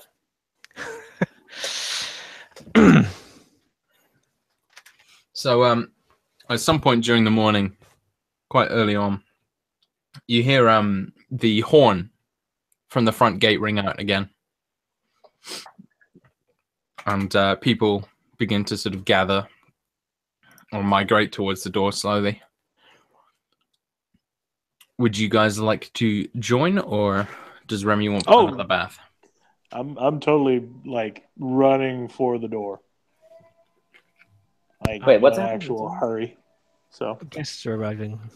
Oh, More. Byron will go out to meet we them. assume they're guests. Well, we assume. Yeah. So Same. you see Basrag is like pulling open the door slowly again, and Willow's pulling up the portcullis with the winch, newly repaired, and sort of in the gap that opens, in walks a sort of tall, dark man. His hair's kind of tied up in a top knot, and he's got this sort of pointed beard. His nose looks like it's been broken about 300 times. And it's, heavily scarred. He looks like he's maybe mid to late 40s. And he has somewhat of a limp. You see he's got a longbow and a quiver sort of in his back. He's wearing sort of heavy dark furs and kind of carrying a pack over one shoulder, and kind of around his neck, holding it by the legs, he carries a big sort of dough that is sort of dried crusted blood on the side, recently killed. Bazrag sort of turns to you and says, yeah, he does look a lot like Idris Elba. In fact, if this were a movie, Idris Elba would play him. That's canon. Sweet. And they say, and Bazrag says, ladies and gentlemen, this is Amon. He's a hunter and a good supplier of food. He also does a good job of scouting out threats before they arrive here. He's a good man to have around. And he sort of like leans in close to Rose and says, though he doesn't like to talk much.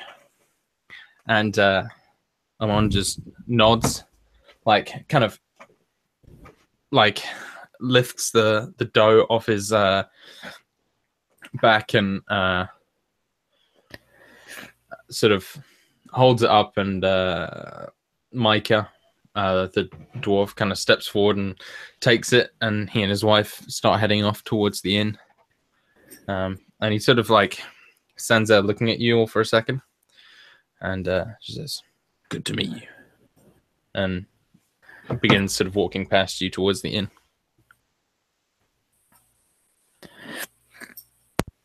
Pleasure, sir. As he goes by. Yeah, And he doesn't like acknowledge that you've spoken to him. He just kind of walks off.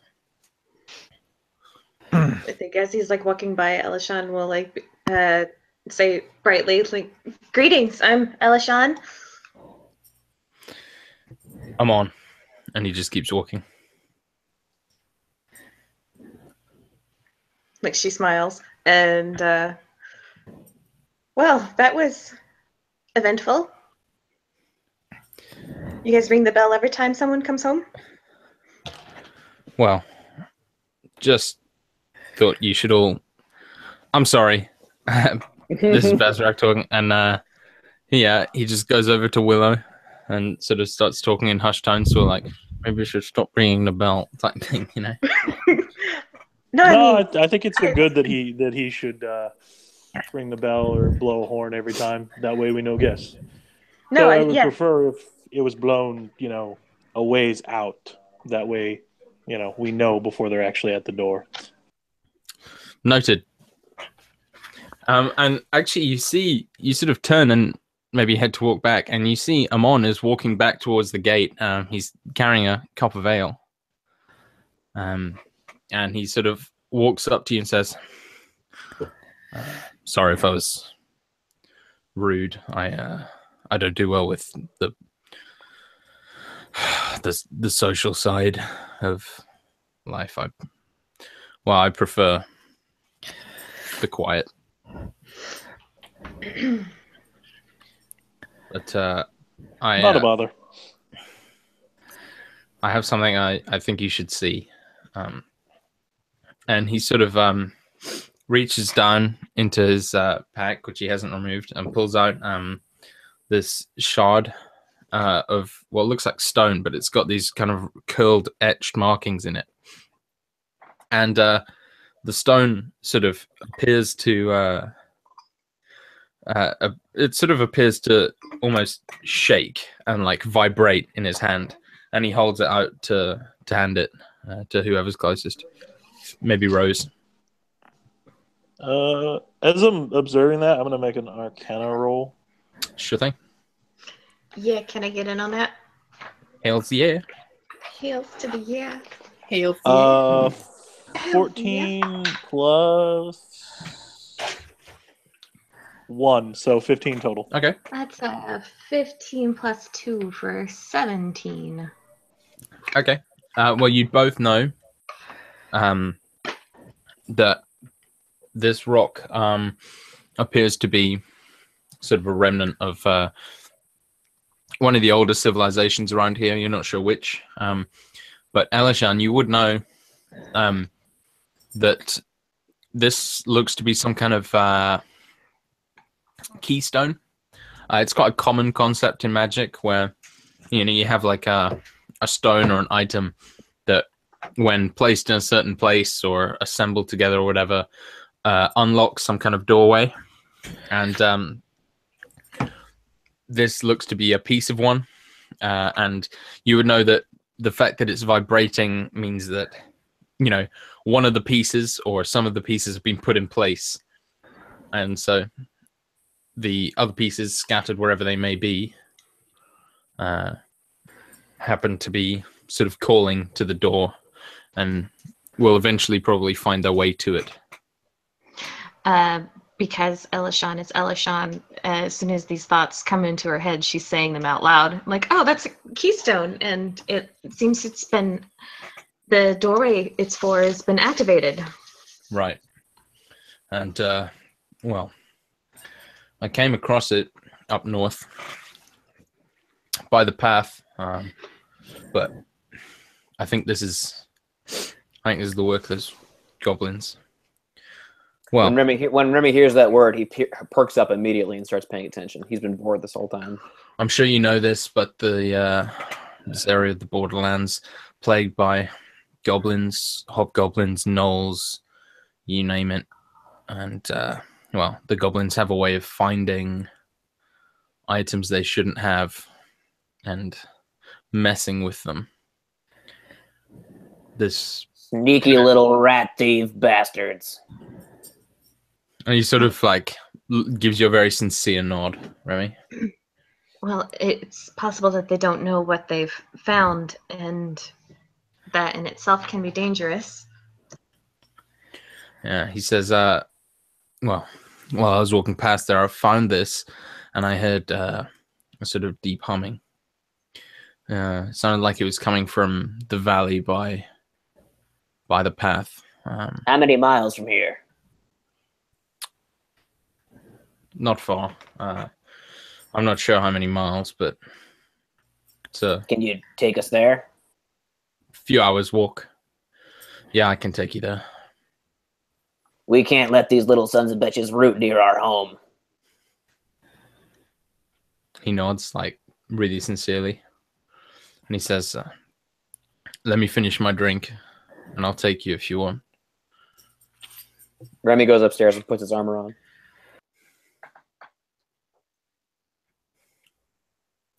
I didn't want to have everyone just roll Arcana. Yeah, so I mean, I just rolled it and didn't say anything. But of course, what I rolled was a natural 20, so I don't know if Byron finds Yeah, anything else. But if it wasn't a nat 20, I wouldn't have said anything. But I was like, yeah. This looks like a which is one like of the 5. dwarves' creations. Right. One of the the races here was called the Mikral, and they were sort of this race of dwarves, but they're largely gone underground now. But they left behind a lot of stuff like this. So that's all I'd say. Really about that, just from that tiny piece. Okay. Mikral Dwarven artifact. And he takes you out. If anyone wants to do anything before you leave, you're very welcome to. Go. Just gonna gather my things. Oh, Yep. Cool. I'll get my quiver all filled up, and yeah, I'll be ready to head out as fast as possible. Awesome. So he takes you out. How far are we going from the keep? He said a few miles. It's like a couple. Well, it's more than a few miles. Sorry, it's a couple hours journey. But we're not going to be gone for more than a day. Oh no. Okay. Well, unless you stay out for one day, but it's there and back is maybe 5 hours or so. Okay. And he takes you just along the path. do we have horses to make the trip faster? Yeah, actually, rode in on definitely. some. Definitely. Are they going to be able to go through this wooded area? Yeah, well, for the most part, it's on a path. Like the road sort of continues up into the hinterlands. Like it goes past the keep, and sort of part of it peels off towards the keep, which is how you guys got there. But sort of you guys mount your horses, and Amon says, I don't ride horses. I'll show you where you need to go, but I can't ride with you. That's kind of weird.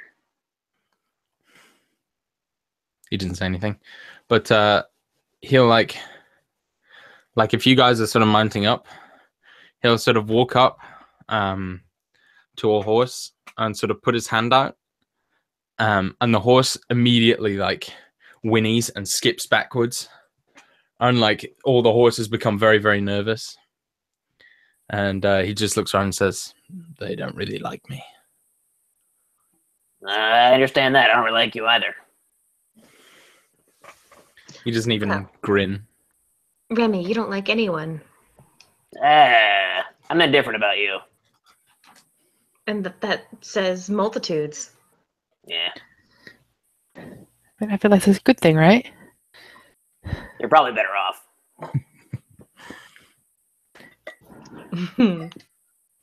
Will you be able to keep up with us, or are you just going to draw us a map? Well, yeah, and he takes like a stick and just draws in the dirt, this sort of rough line, and he says, "This is the road. You stay on the road, and well, you'll hear it eventually when you get close enough. But you see here where the road kind of banks off, and the road's sort of in the shape of like, it's kind of an L shape. And he says, when you get to here, this is where you'll hear it. So just walk west from here, and you'll find the valley where the noise is coming from. And so the trip, it's super simple, where he's pointing out, like, you just follow the road and then turn left when you hear the sound. And when you get to the sort of dogleg bit of the L. And it says, sorry, I can't be more help, but, well, you've seen how the horses react. And sort of heads back towards the keep, unless anyone stops him. I say, hold on. How long is this journey without horses? About 5 hours round trip. Why don't we leave the horses behind and take this guy with us? I'd rather have an extra fighting man.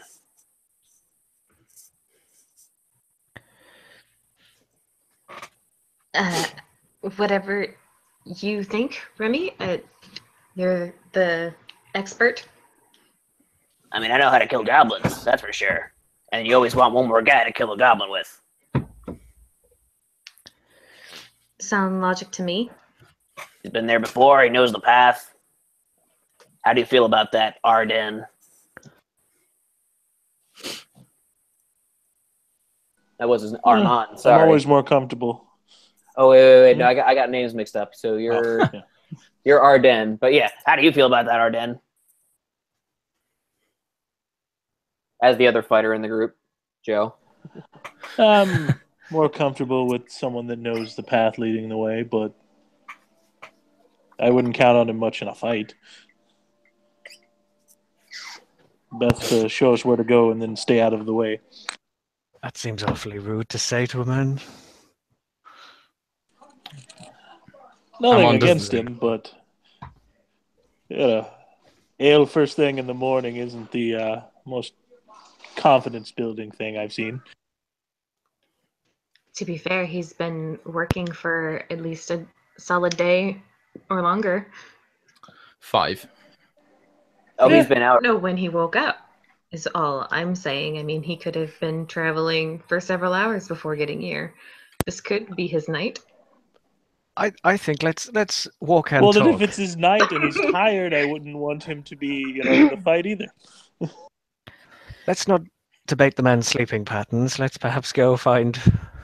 Armand, are you up for a fight? If we leave the horses, you want to come along and kill stuff?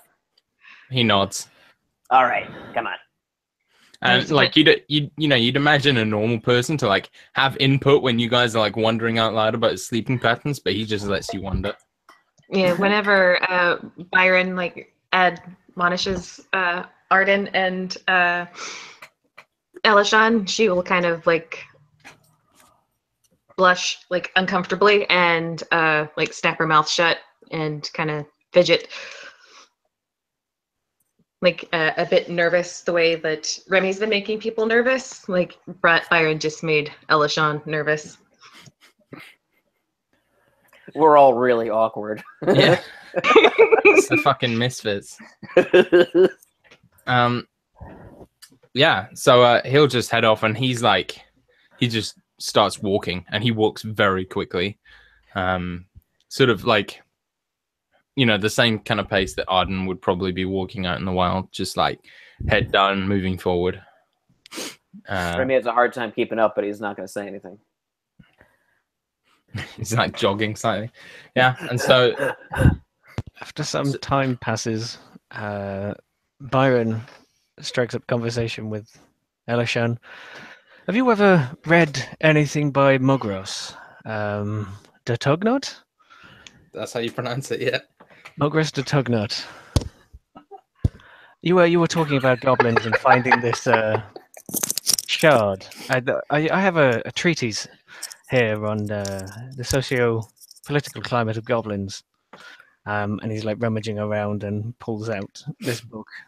It talks about a similar occurrence, actually. A few. You may find it interesting. Goblin picking up some sort of broken lightning wand and end up electrocuting most of her own army. But I hadn't. I hadn't really ever considered goblin history, and she just kind of stutters. But if he's offering the book, we'll take it. Well, I think it was written by a half-orc, right, DM? Yeah. Yes. Written by a half-orc about goblins, but he puts out some interesting ideas about how they might not be as simple and as vicious as we all think they are. They actually have some redeeming qualities. That's what he attempts to argue. I don't Oh. feel many people agree with him, but open mind and all. Yeah, that's interesting. I'll give it a read. There's always, more to things than they first appear. I mean, we have so many hours to kill. I thought you might want to something to distract 6 hours you. of roleplay later. I can't help but notice you wearing that silvered bird with the blue gem. I think they're usually given to infants. I think I had one similar. Oh, she like hand flutters to the pen, and it seems like it has a bit of protective magics on it, and I think, as far as I was explained to me, it like settled the stomach of an infant. It's supposed to, anyway. I don't know how much was. They hear Remy from a distance go, "This is the most boring flirtation ever."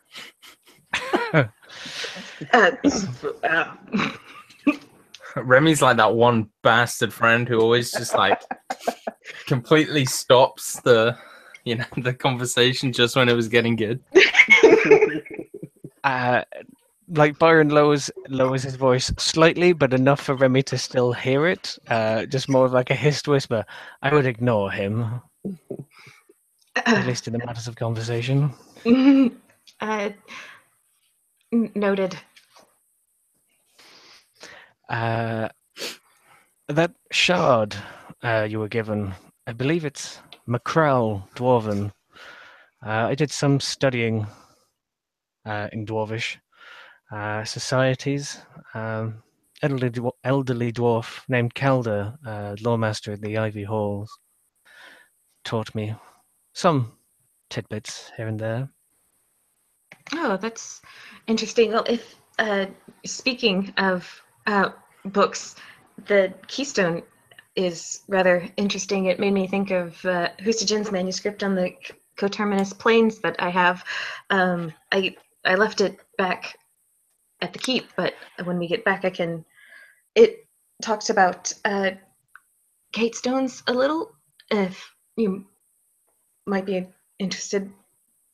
You see, like when you're speaking about the book title, like his eyes like light up, and then you say you don't have it, and he kind of like goes down again. Oh, yes, when we get back, of course. I didn't think it'd be wise to bring it if we're fighting goblins. But doesn't your mind need like entertaining during the 5 hours of drudgery walking to fighting goblins? I find I have to keep myself distracted.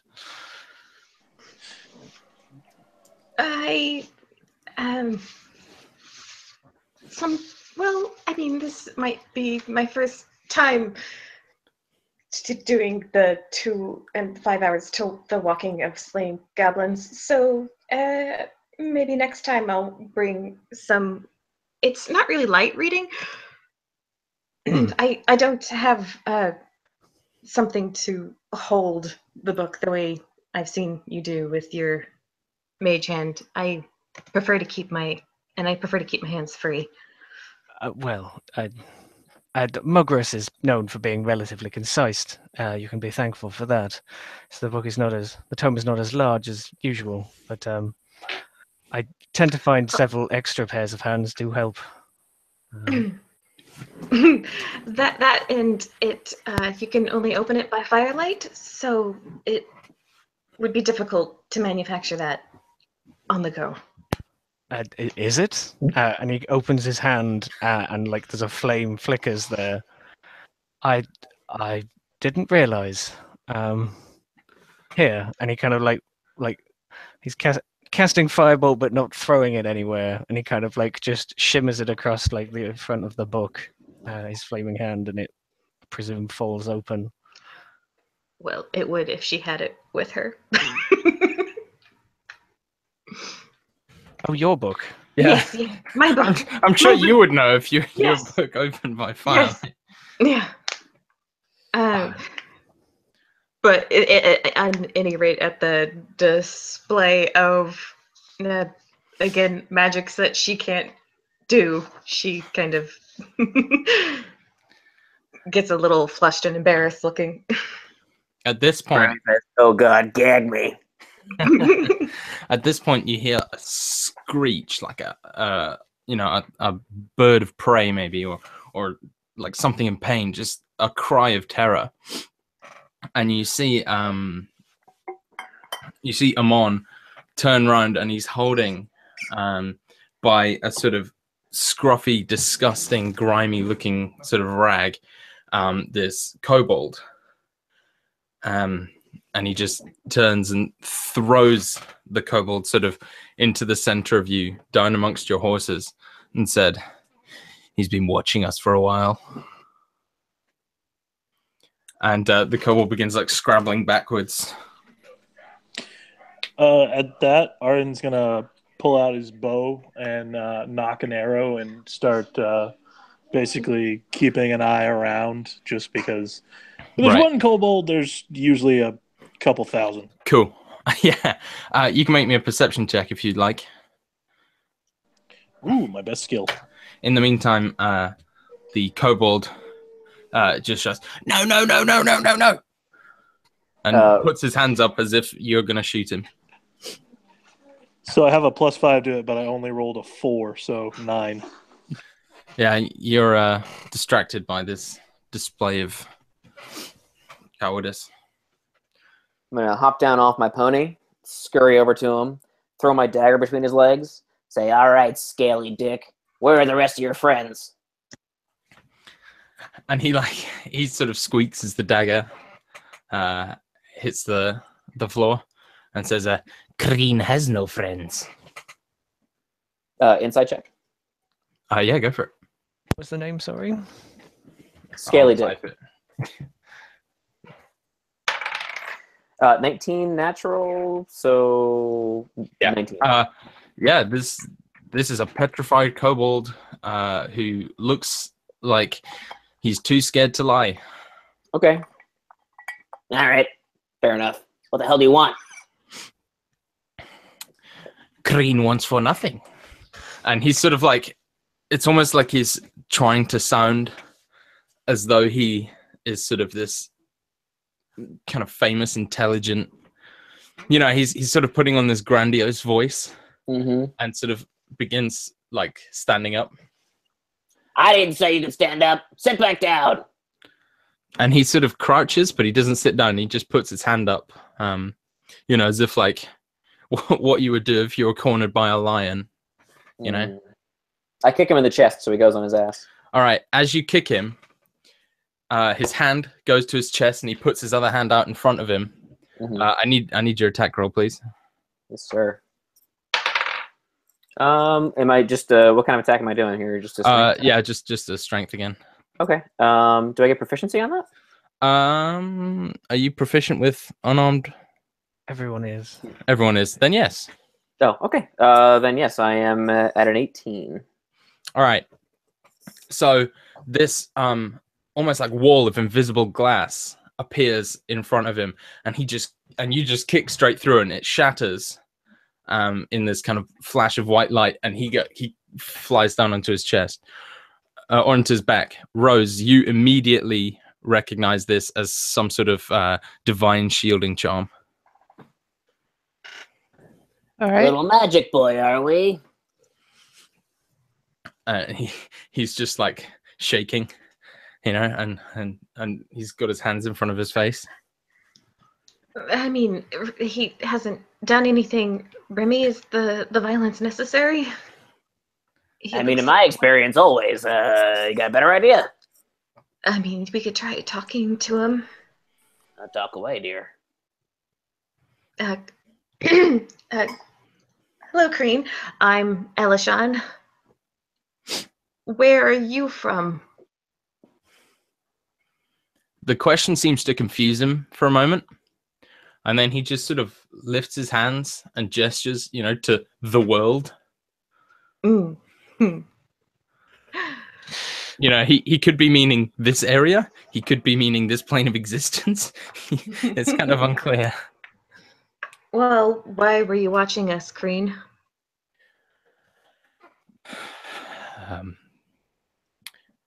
Crean is looking for the lady in white. Who's this lady in white?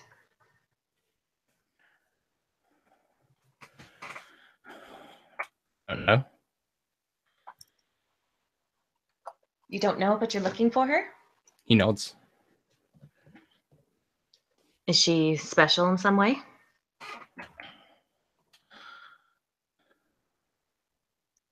Yes, she's the lady in white. You see what good talking does you? Honestly, what are we doing here? Well, I mean, why are you looking for her? Crean was told to. By who? He sort of narrows his eyes. Almost like, you're asking a lot of questions, lady, type thing. But he says, the big man. Are you being deliberately obtuse? Seems like hanging around me has rubbed off on you, Remy. That was a rather large. Did I use that correctly? I'm not actually sure. You did. I did. I am actually rather glad. Well, don't get too cocky. Anyway, are you being obtuse? And I put my dagger right up in his eye. And he just squeaks again. Says, Crean is never obtuse. Crean is never. But you do see, as he steps back, there's a chain around his neck. I take my dagger and slide it off and snap it off and I show it to Rose. I say, hey, Rose, you recognize this? And as you snap it off, he shouts no and tries to grab it off you. But I think ultimately you'd wrestle it off him. He's pretty weak, and he just falls to his knees and puts his head on the floor and just starts wailing, crying. Rose, I'm not going to make you make any checks because what he's wearing happens to also be on your overlay. Really? Yeah. It looks like a symbol of Lathander. Where did you get a symbol of Lathander? And his mouth, he stops and looks up really slowly, and his mouth is wide open. And he looks at you for a sec and goes to speak, and then his jaw just opens, and he just says, "The lady," and he just runs past Remy and just falls, prostrates himself in front of you. Even if you're still on your horse, he's just down on his knees, his head on the floor, and he just starts babbling about humble servants and the lady in white. I take him and I rip him off the horse and throw him on the ground and say, "Stay away from her, you." And he sort of reaches towards you as if he's been dragged away from something that he dearly loves. I look up to Rose for a clue. I'm very confused. Please stand back, Remy. Let me deal with this. You sure you trust this son of a bush here? Sure. Rose is a very good judge of character. All right, well, I got my eye on him. Don't you worry. Crean, did you say your name was? Yeah. He just nods though. You are seeking the lady in white? You! And his hands are shaking as he just holds them out towards you.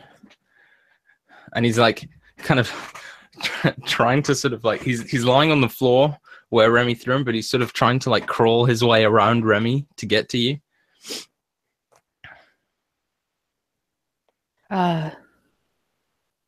Why are you seeking me out? The big man. You know him too. And he like points at you. I do. And he's like nodding frantically. And he says, the big man told Green to find you. You would help Green. And he's just like shaking all over. Could you give me a description of the big man, please? Perhaps he would jog my memory. The big man, I see him when my eyes are closed. He talks to me in the night, and he says, Green, find the lady in white. He's like, and he's like looking up at the sky and holding his arms kind of out wide, and he says, he is huge and strong and white. Rose has a moment of understanding. Yes, he is. He said that I would help you. You would teach Green. And like he's like, if Remy's let him get round, he's like just like Remy's staying out of his way. He's rubbing one of your feet just like as if like, you know, as if it was like covered in sand, and he's just wiping it off. Like he's just happy to, you know, be finally in contact with you. It's been a long time since I've been anyone's teacher. But you'll be Green's teacher, yes? And he looks up at you.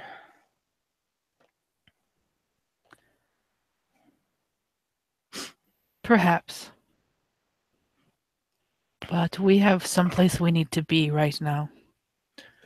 Wherever the lady in white goes, Green follows.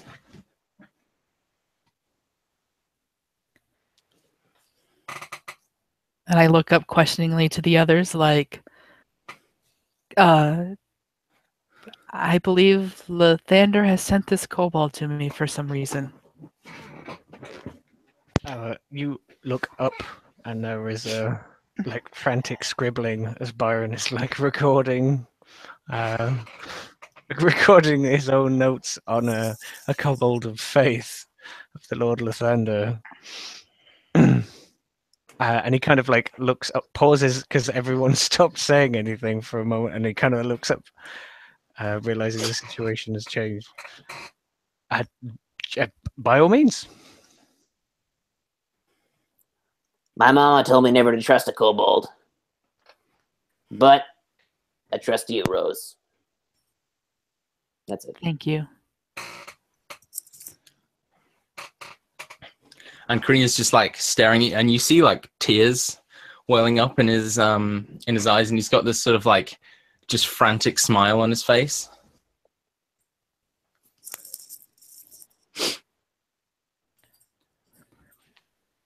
And he's just like infatuated with you and just won't stop staring at you. And it's probably like a little bit awkward. You're just sort of looking around, and he just won't take his eyes off you. Green, do you mind if I ask another question? And without looking at you, he says, yes, friend of the lady in white. And sort of like trails off. Have you seen any goblins nearby?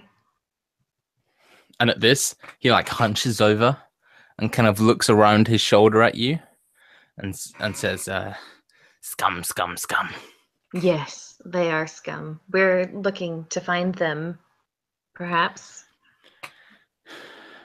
And he like looks back at Rose and says, the lady in white seeks the goblins. Green shall take you there. And like he just starts running up the direction you guys were going. Perhaps Obviously- not so fast. Well, as a kobold, he's not running that quickly. But as a dwarf, it probably is pretty quick. Actually, true. I mean, you do have a horse, but yeah. And this is what talking gets you sometimes, Remy.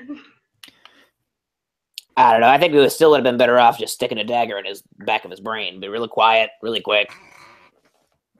But Yeah, so just out of character for a moment, as we sort of transition onwards, Kreen, Rose, if you want to, he will become a sort of trainee of yours, and for the moment, he's a first level paladin of Lathander with room to grow. I have his stats somewhere, and I'll send you them. Just so that, and All right. Rose, Rose can teach him what she wants. So, you can choose how Okay. he progresses and what options he takes and that sort of thing. Yeah, he's got these two bone daggers, and that's all he owns is the two daggers, the rag he wears, and the beautiful golden necklace of Lathander. Yeah, and so Kreen will happily lead you guys onwards, though you already had a guide, now you've got two. If there's anything else you guys would like to discuss, you're more than welcome to, but otherwise we'll continue on down towards the goblins, wherever they may be. Barry's just like fascinating. The human Lord Lathander giving his blessing upon lowly kobold, and he's like kind of almost writing it as a book, as like a log, like having come across it. And it's like, I for one do not have a great deal of knowledge. Well, I have a great deal of knowledge about religion, not a great deal of interest in it, and like it's like long and rambling. But this seems quite extraordinary. he ain't that fancy. Fanciness can be found in interesting places. Overrated, if you ask me. So, Well, at that point, oh yeah, go for it, Joe. you can go ahead first. Oh, okay, I was going to transition to the next scene. So if you got something that's relevant. I was just going to say that now that we've actually come across something, I'm going to give a little bit of space. Like, I'll probably be like off the path in the trees, kind of, in a stalking mode, keeping an eye on the party, and then like, just getting set up. So like, if a fight does break out, like I'll be in a good position to, provide range support. Cool. Before we get to that point, I'd like to work out a series of like visual signals with Arden, so that I can keep an eye on him while he's bouncing about, and we can relay signals quietly. Okay, yeah, that sounds good. All right. So I will say that you guys can sort of work out any symbols that you need, fairly basic, and just to keep things. I've got nature and survival. I could probably do like bird calls or something. Oh, Sure. definitely. And so yeah, I imagine you guys sort of work out a system. So stop, go, be quiet, that sort of thing. Mm-hmm. Love the idea that you're doing bird calls, and then Remy's on the side of it is just, get over here! This is like something that they did like on their way up to the keep. Like, Yeah. Arden tried to teach Remy bird calls, and he just like instead of that. Cream Remy, do probably the North thinks American that's lovely swallow. singing.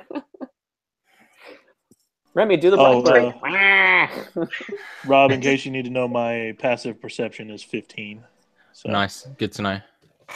That's not that relevant for this one, but will become definitely relevant when traversing the wilderness in the future. So I'll take those off you after this. So as you continue, you begin to hear this sort of low, like humming. It's like just this deep sort of booming hum that radiates across the wild. And Amon stops and says, "This is as far as I'll go. I don't feel up for a fight, but if you really need any help," and he hands you just like a simple hunting horn, and he'll hand that to Remy probably. He says, "If you need any help, I can be there, but well, I'll wait up here." And he sort of points you down, and Kreen is just like saying, "This way, this way, this way," and sort of scampering off down into the forest. And after a few minutes of walking, I get to read my first box text from the module, which is pretty fun. Woo! So the forest you've been passing through has been getting more dense, tangled, and gloomier than before. The thick, twisted tree trunks, unnaturally misshapen limbs, writhing roots, clutching and grasping thorns and briars all seem to warn and ward you off. But you've forced and hacked your way through regardless. Now the strange growth has suddenly ended. You've stepped out of the thicket into a ravine-like area. The walls rise rather steeply to either side, up to a height of about 100 feet or so. Dark streaked rock mingled with earth. Clumps of trees grow here and there, both on the floor of the ravine and up the sloping walls of the canyon. The opening you stand in is about 200 feet wide, and the ravine runs at least 400 feet west, to where the western end rises in a steep slope. Here and there, at varying heights on all sides of the ravine, you can see the black mouths of cave-like openings in the rock walls. The sunlight is dim, the air is dank, and there's an oppressive feeling here, as if something evil is watching and waiting to pounce on you. There are bare, dead trees here and there, and one vulture perches and gazes hungrily at you. A flock of ravens rise, croaking from the ground, the beat of their wings and the cries magnified by the terrain to sound loud and horrible. Amongst the litter of rubble and boulders and dead wood scattered about on the ravine floor, you can see bits of gleaming ivory and white.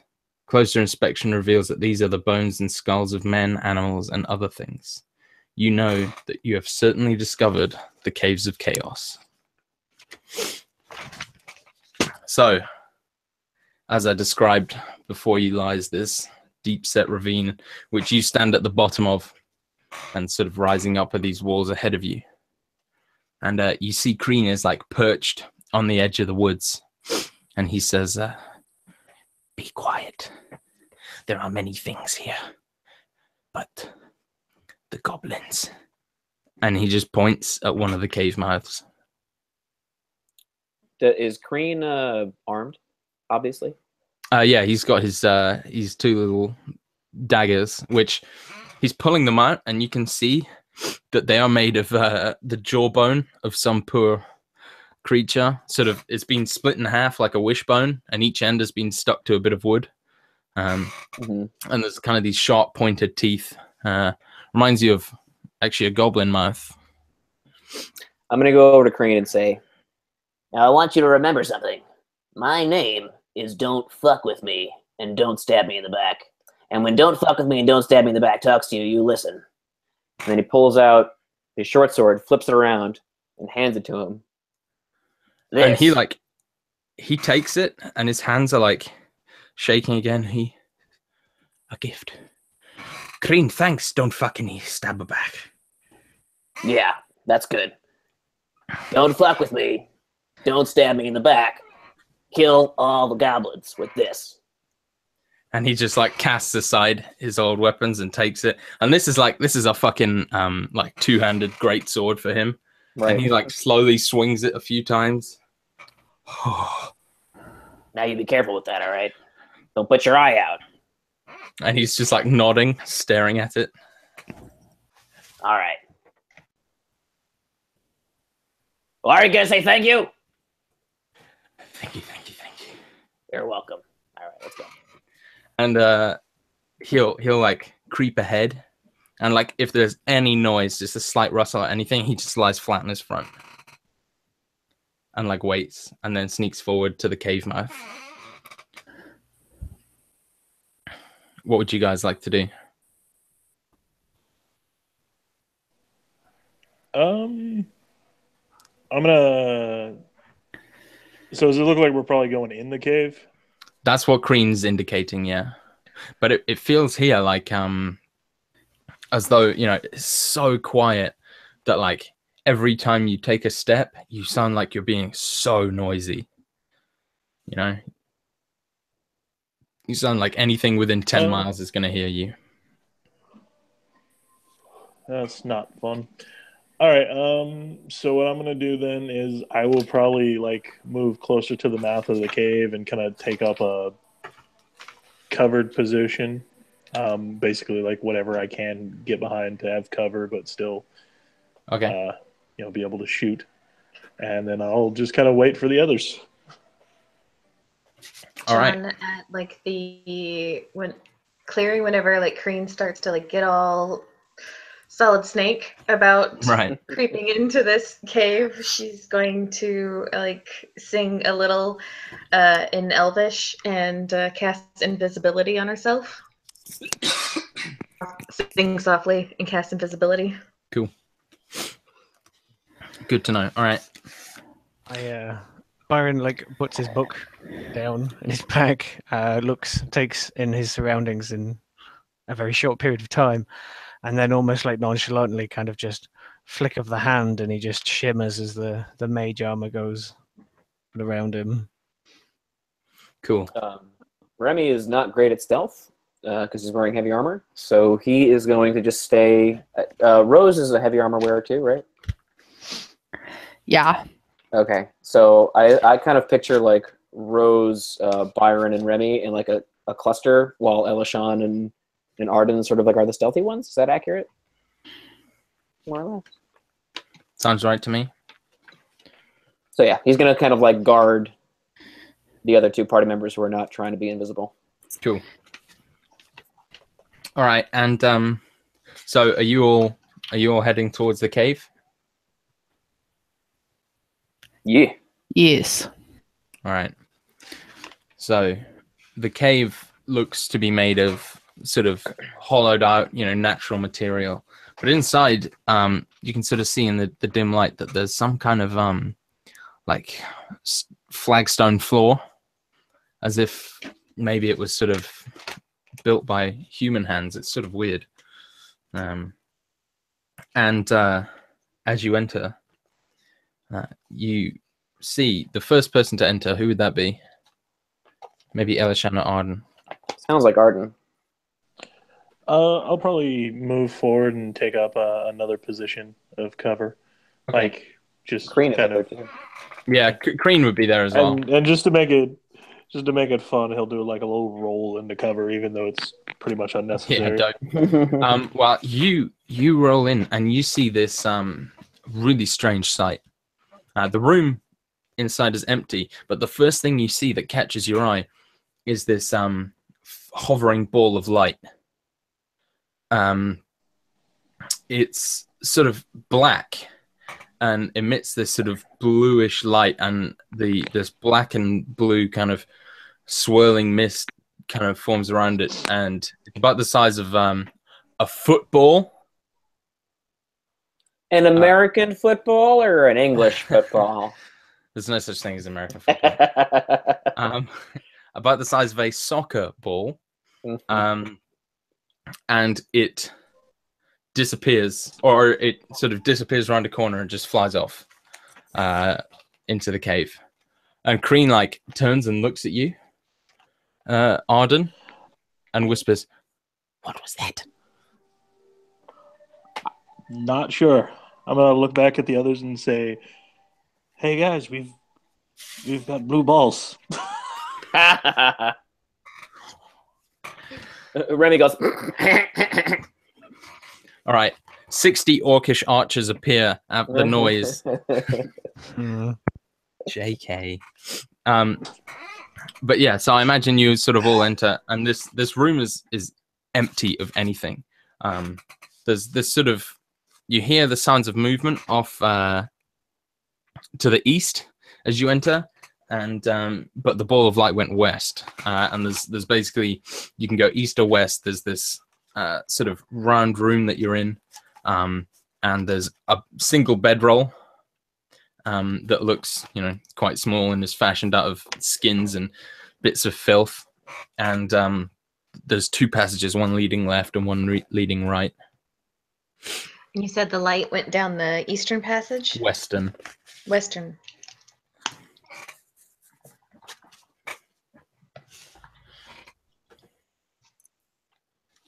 Perhaps someone should go check on the movement to the east, or the noise. Do you know what that thing was? I mean, I didn't see it, I presume. I Yeah, wasn't only sure it was Arden and from off. Cream saw it. Oh, okay, sorry. They might have described it. Yeah. but, And Cream will say, "It's the ghost. It flies around and makes Didn't people really look say like things. a ghost. It flies I'm around so- and does what? Makes people say things." What kind of things? A disembodied voice asks Crean. Bad things.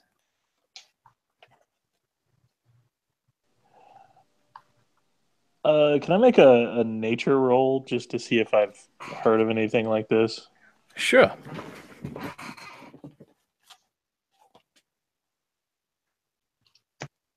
Anyone can make Arcana or Nature for this, actually, if they'd like to. This is not going well. I got 9 total. All my Get more rolls like are a full really combat, crap yeah. right now. I got a 12 for nature. I got 21 for Arcana. Okay. So, those of you who rolled Nature checks, the highest was 12, was it? Sounds like, yeah. You guys have no idea what this could be. You never heard of anything like this. Byron thinks this, a floating, disembodied beam of light that flies into things and makes them say stuff. Sounds like some sort of possession, but apart from that, doesn't really ring any bells. Some sort of creature of possession. Do I know about the connotations of like religious divine magics being effective against possession? Or I am quite knowledgeable in religion too. But... Yeah, I mean, you'd know about, demonic possession certainly can be combated by divine means, but not all types of possession are Sure. what's it Not called? all Demonic, possessions like, are made equal. yeah, right. So Okay. this, this could be anything at this point. You don't have enough information to go on. Okay. So the passage. Which passage are you going down? Or are you splitting the party? Maybe going half. I suggest some of the more discreet members of the party perhaps just check out that noise first, and then we Yeah. can go after the ball of possession. Elishan would creep down invisibly. Cool. And trying to be stealthy. All right, Alishan, you see a sort of a small room with a table. You see about 4 goblins. Yeah, you see 4 goblins sitting at the table. 2 of them are asleep, and the other 2 are flipping like a bone, and then one of them drinks. And there's kind of lots of shouting and raucous behavior, while the other 2 are just passed out. You see that there's a sort of gate thing off to one side, almost like a sort of cage door, and but you can't see sort of down it, and you see that the passage continues on past these goblins.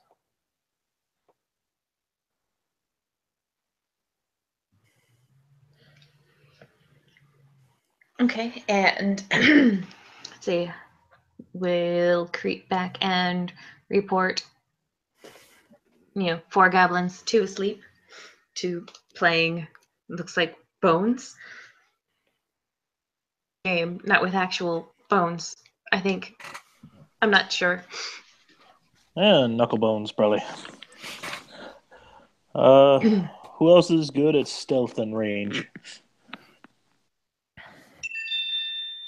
I think it's you and Elishan. Well, I can help you shoot, that's for sure. Matter of fact, I would enjoy taking some pot shots at these little bastards before I get any closer. All right. Well, you back us up, and Elishan, how you have anything ranged worthy? She's divine caster, Well, right? Sorry, I couldn't remember. she's a bard, so she has a crossbow and a rapier and her songs. So I could make them easier to hit, but then I won't be invisible to scout ahead later on. Okay. I think you should stay invisible, though. I agree with you, Remy. I think that's a brilliant idea. You are a gentleman and a scholar, as she's giving Remy bardic inspiration. Wait, I'm a what now? Well, you're certainly a gentle. I ain't never been. Okay, hold on. Let me put this in terms that you'll enjoy. You're a not gentle man, and you will slay things with great vigor and proficiency. Yeah. What's those things though?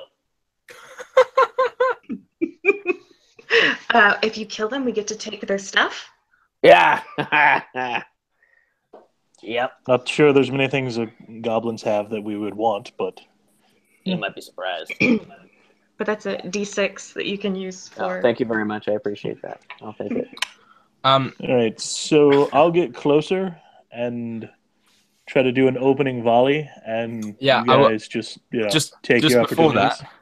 Just before that, Elishan, you notice that Kreen is no longer standing next to you, or no longer standing around the group. Where did Kreen go, guys?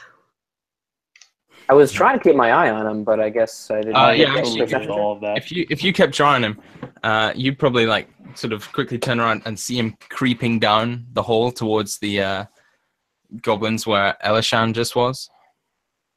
How far away is he from me? He's probably like a medium distance, just down the hall, sort of. 10 feet, 30 feet? Probably like 50. 50 feet. So, yeah. I'll say to Elishan, hey, eyes on the bozo. I'll go after Kreen and catch up with him and stop him so that Arden and Remy can get in position. Okay, and he's about to creep into the room, and he has his sword above his head, and he's about to step in, and you just grab him and sort of pull him back. Shh. The lady in white, we need to wait on our screen. And he says, Kreen will not move, and puts the point of the sword into the ground and stands looking all impressive. All right, Arden, you ready to take these sons of bitches down? All right, then I will get as close as I feel comfortable. Actually, I've got a longbow and I have sharpshooter, so I ignore the long range disadvantage. So, how far are we? What from is them? my range? So if you sort of come, the passage is sort of dog-legged. So if you come to the point where they're visible, you're probably about 20 feet away. But these guys are completely oblivious. Right. Yeah, let's try to kill them quickly so they can't sound an alarm. I'm gonna fire my first bolt, drop the crossbow, fire a second, and charge. Sounds good. Good man. All right, and then I will wait till everyone's in position, and I'll have an arrow ready, and when I think everybody's ready, I will fire. All right. Take the So shot. actually, real quick, can Oh. I clarify something?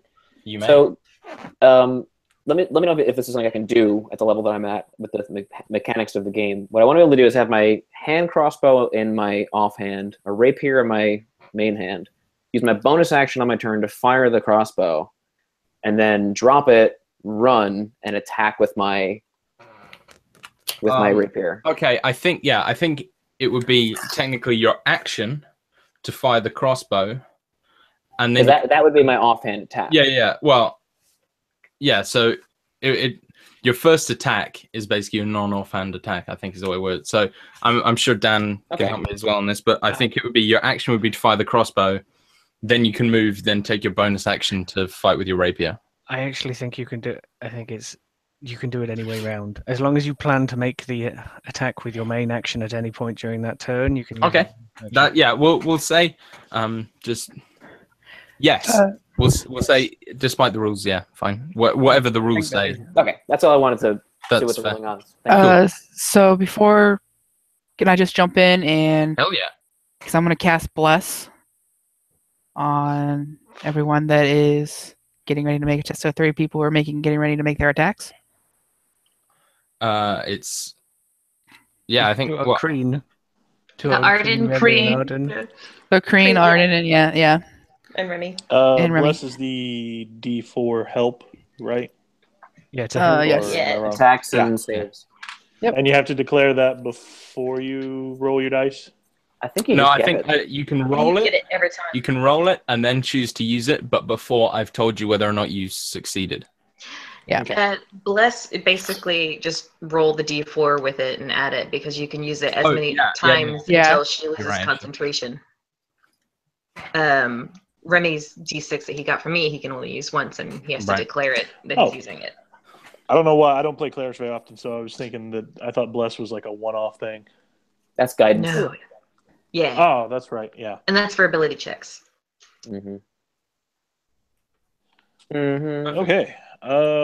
So when everybody's ready, I rolled an 11 and I add 8 to it, so 19 to hit. That hits. Roll me some Awesome. damage. I'm assuming you're going for one of the 2 awake ones. Yeah, definitely one. Of course, I rolled a 1. So 5 damage. I hate D8s. Oh, what was the total damage? Was it just 1? 5 total. Oh, okay. Perfect. All right. He screeches as the arrow pierces his back. It kind of goes through his shoulder, splits his clavicle, and his left arm is just useless. And he just screams in pain and like jumps onto the table. But he's pretty drunk, so he kind of falls off and lands on his side. And the other one just gets up and looks fearful. Kreen, just before Remy goes, Kreen turns to Elishan, says, "Now?" Yes, now. And he just raises his sword and just screams for the light, and just jumps. And before he gets there, it's your go, Remy. Oh, good. You're quicker than him. He's just dying off. Okay. So there's the guy that Arden So dropped. much for not raising an alarm. Yeah. He didn't really get the essence of what we were going for. Well, you did also kind of just make one scream in pain, so... Yeah, you didn't move up and like grab its mouth or anything before stabbing it. You just shot it and it screamed. It was already screaming. I suppose that's true. Well, yeah, but he's a drunken goblin. They may mistake that, but the kobold scream probably different. It's similar. Who knows? Generic screaming. That's all happening. Go for it, Remy. Yeah, so there's the one that Arden dropped. Is he down or still like alive? He's still alive. He's just climbed on a table and fallen off again. Oh, okay. And his arm doesn't work. I'll put a little crossbow bolt in his ass, or whatever part of him is exposed. So that's 14 plus 5 is 19 to hit. That hits. Nice. And that's a d6 plus 3. So 6 points of damage to that guy? Yeah, he dies. Nice. So you just silence his screams. And I will move my full movement and try to get close to somebody and hit them again. Definitely. The other one is sort of standing up, so you can go for him if you'd like. Okay. The other two drunk ones are just starting to come around, though they look groggy. That's probably going to miss. I got I can use my point of inspiration, I guess. 7, 12. Does that hit? You've got your bless as well. I got that's with the bless. It's a 12 hit? A 12 does not hit. Okay, then I'll use the inspiration. Okay. Which rolls a 6, so I'm sure that hits. A 6 does not hit, I'm afraid. Oh, no. So there's 12 plus 6. The bardic inspiration. Right. Yeah. No, plus 6. Yeah, that will hit. Okay. I will use my magical rapier. 12 points of damage? Yeah, he's dead. Nice. Now Remy will scream, "Ah!" God damn. One of the drunk ones stands groggily to his feet, just in time for Crean to launch through the air, flying at him with the fury of someone who's just found their passion.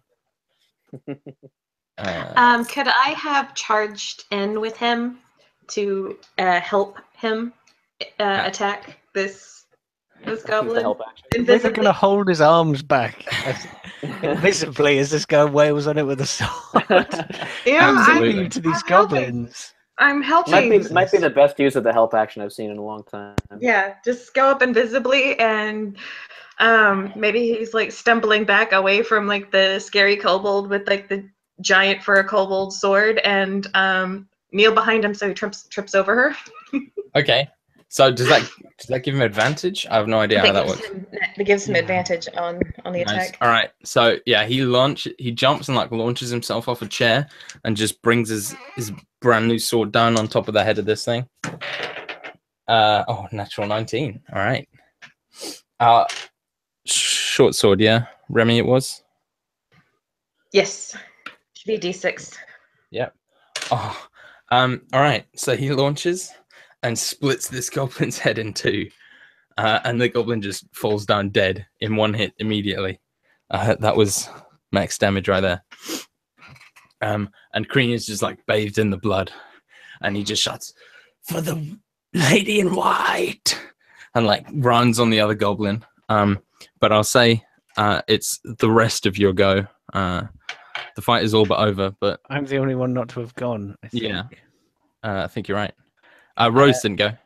She blessed. Oh well, Yeah, I suppose blessed. that's preparatory. Okay. Yeah. Maybe that was before the combat even started, Yeah. so Rose could go. I mean, we're not even in initiative just because this is going to be over so quickly. So, Do you want to go, Rose? Or I mean, hammer time. okay. sure. That's a 2 on the dice, so it's not hammer time. Maybe you're distracted by Crean's display of loyalty to you. It's very What does touching. Byron do? Is a drunk goblin not really easy to hit because he's drunk? That is a good point. You can have advantage to him because he's drunk. Thank you, Daniel. No problem. That's why Just 'cause I have a plan that's why I and- keep you around. Right? What was that? Sorry. I said right. Yeah, So that is a 16 to hit. that's a hit. For 3 points of damage. 3. Yes. Okay, he's still up, but he's got a broken nose. Byron like walks around the corner, everyone having like run around screaming. He sort of like walks more casually, and he's holding out his glasses with one hand, while like the mage hand wipes this monogrammed handkerchief that he has with his name on. Just like rubs the like a smudge on his glasses. And he looks up at the goblin and goes, "Such a shame. We could have talked to the more sober ones." And he kind of looks at his nails and then like does like the finger guns, but like fires a fireball out into the goblin. That's amazing. Death by finger guns. And that is 21 to hit. And Yeah, that is. D10. I just have to find it. Yeah, firebolts a D10. Yeah. That was 7 damage. Yeah, the goblin is immolated and dies in a painful scream. And Blows a little bit of smoke from his finger, and like rubs his fingers against like his breastplate. You know what? Not his breast, like breast pocket. You know, like you do with an apple. and as you guys stand there, sort of after the fight, counting down, you hear this sort of like crunching like noise, and you look down, and Kreen has just pulled the hand off the goblin he killed, and walks over to Rose, takes a knee, and raises the hand above his head. Says, "A trophy for the lady in white." I'll reach out and take it. Like, thank you. It's very thoughtful. And he just like bows and backs away, staying bowed. I like discreetly like put it down someplace. Definitely. It's like, yeah, this piece of art can go on the fridge, in the bin. Coming on a little strong there, shitheel, but I like your enthusiasm. And he just looks at you like you've just spoken to him in a different language. Right, so what would you guys like to do? Like to go to that cage door, or that door that whatever, to make sure to see if there's anything coming from down the hall. See if there's any more noise. It's pitch the cage, the hole appears empty, and you can't hear anything coming from down. The cage door, you look in, and there's like it sort of goes in and down, and there's a sort of pit in the floor, and it's pitch black in there. There's just no light. Like most of the other places have, campfires and sort of bits of light coming in from sort of holes in the rock, but this room is just pitch black, and you see what looks like an enormous bear just lying on the floor in there. Just a bear in the pit. Okay. Are you up ahead, Corinne? No, it's still in this room. It's in the same room, yeah. Okay. Is the bear sleeping or anything? It's just lying there. It's just lying there. Okay. Doesn't move at all. Looks like they have a cave bear. It's not breathing. This may be a bad idea. Is the cage locked? No. Okay. This cage door, though, one point about it is that it is massive. Like, weird. You doubt one Someone goblin can build could this. open. You doubt a goblin could open it, and you very much doubt a goblin could build it. I don't think they're the only ones living here.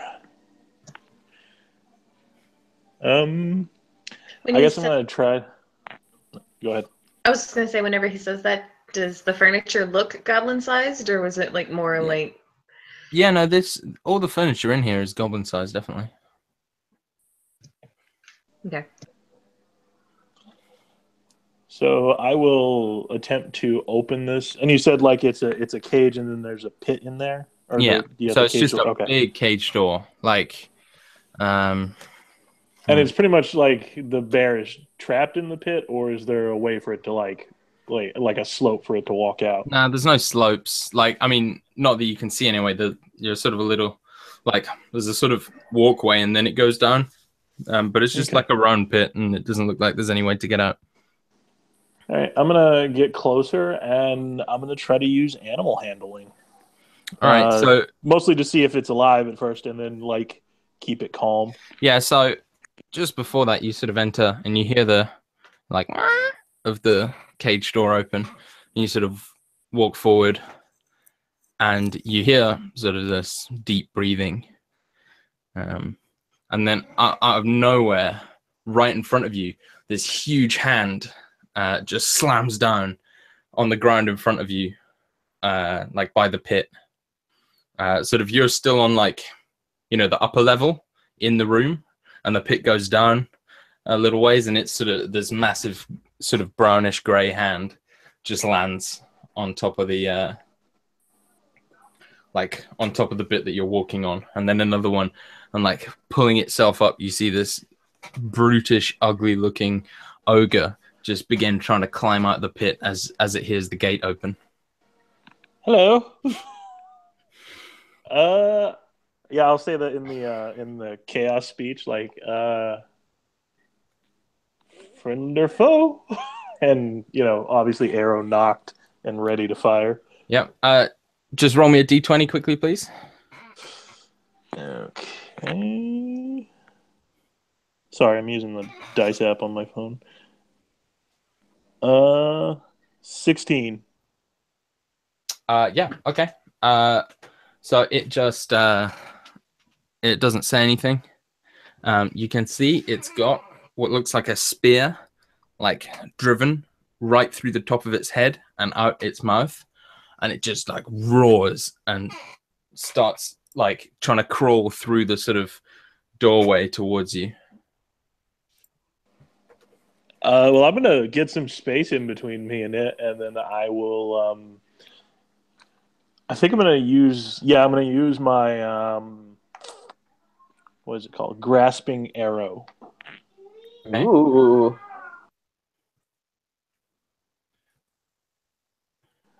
All right. So What does that do? Attacking. Sounds like an entangle arrow. Right. Yeah, it's kind of like that, except for it adds also like some poison damage and such. Oh, cool. 16. That's a hit. All right. So he takes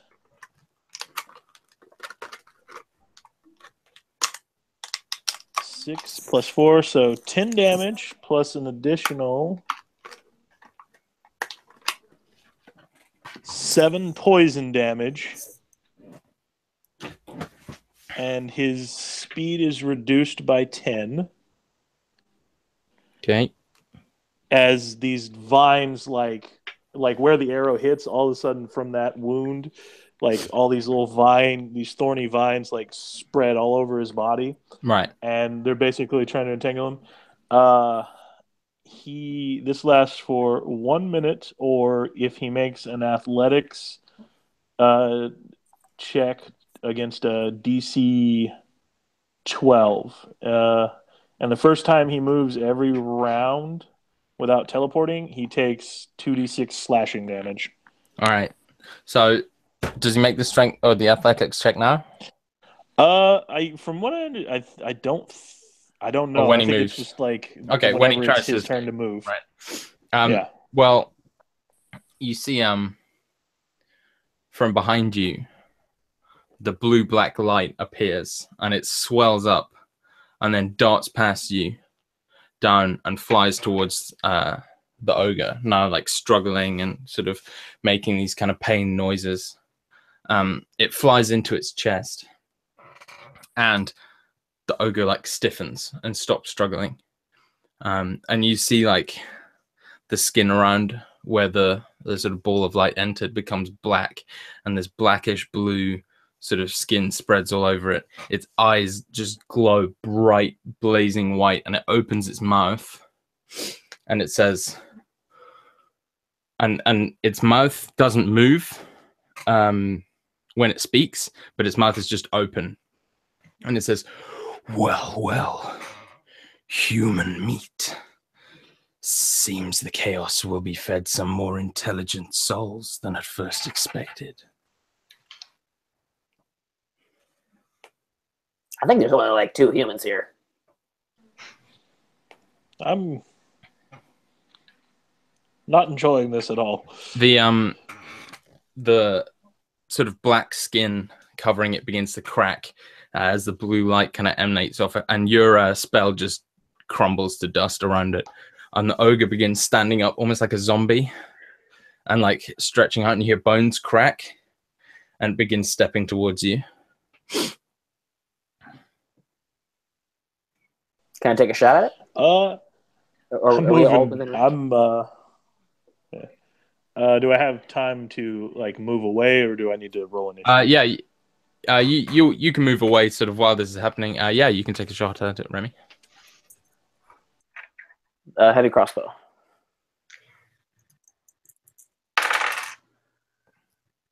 15 hit?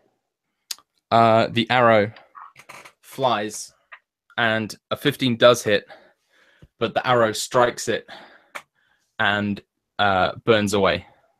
Like the arrow hits it and then just crumbles to dust. Is Oh, Arden shit. still past the cage door? Yeah, Okay. he is, but he's heading back. Would Okay. anyone else like to do anything? Byron is like frantically mumbling to himself and then blurts out, Chryselius Vint, calm the creature, calm it. Oh, and taking that as direction, Elishan will drop her in, or is he casting it, or is? I can't. That's why he's shouting to Okay, everyone to calm okay. it. I was just wanting to make sure I wasn't stepping on you there. She'll drop invisibility and Elishan will like wave her hands and kind of like twist things a bit, and you see the magic from her fingers and what have you as she casts calm emotions on the creature. As soon as you do this, your vision goes completely black. The world around you becomes nothingness. You see suddenly the ground form underneath you, and you're in the same place, the same exact place, but it's dark and swirling, almost like when Frodo puts the ring on, and it's like blustering winds around you. You see this, you see the ogre. It's skin normal, and it's just rolling on the floor, clutching its head, just screaming in pain.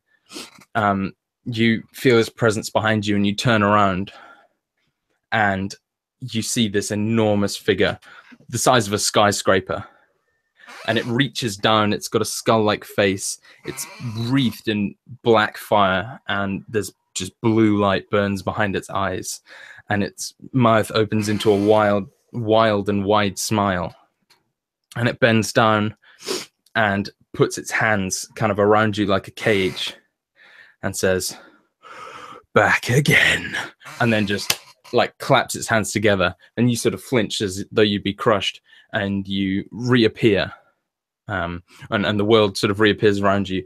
You see the faces of your friends hovering over you, some looking concerned, and you have collapsed. Everyone else, you just see her do this magic, and then she just instantly fell. Her eyes were black, and she was just wriggling and writhing and moaning.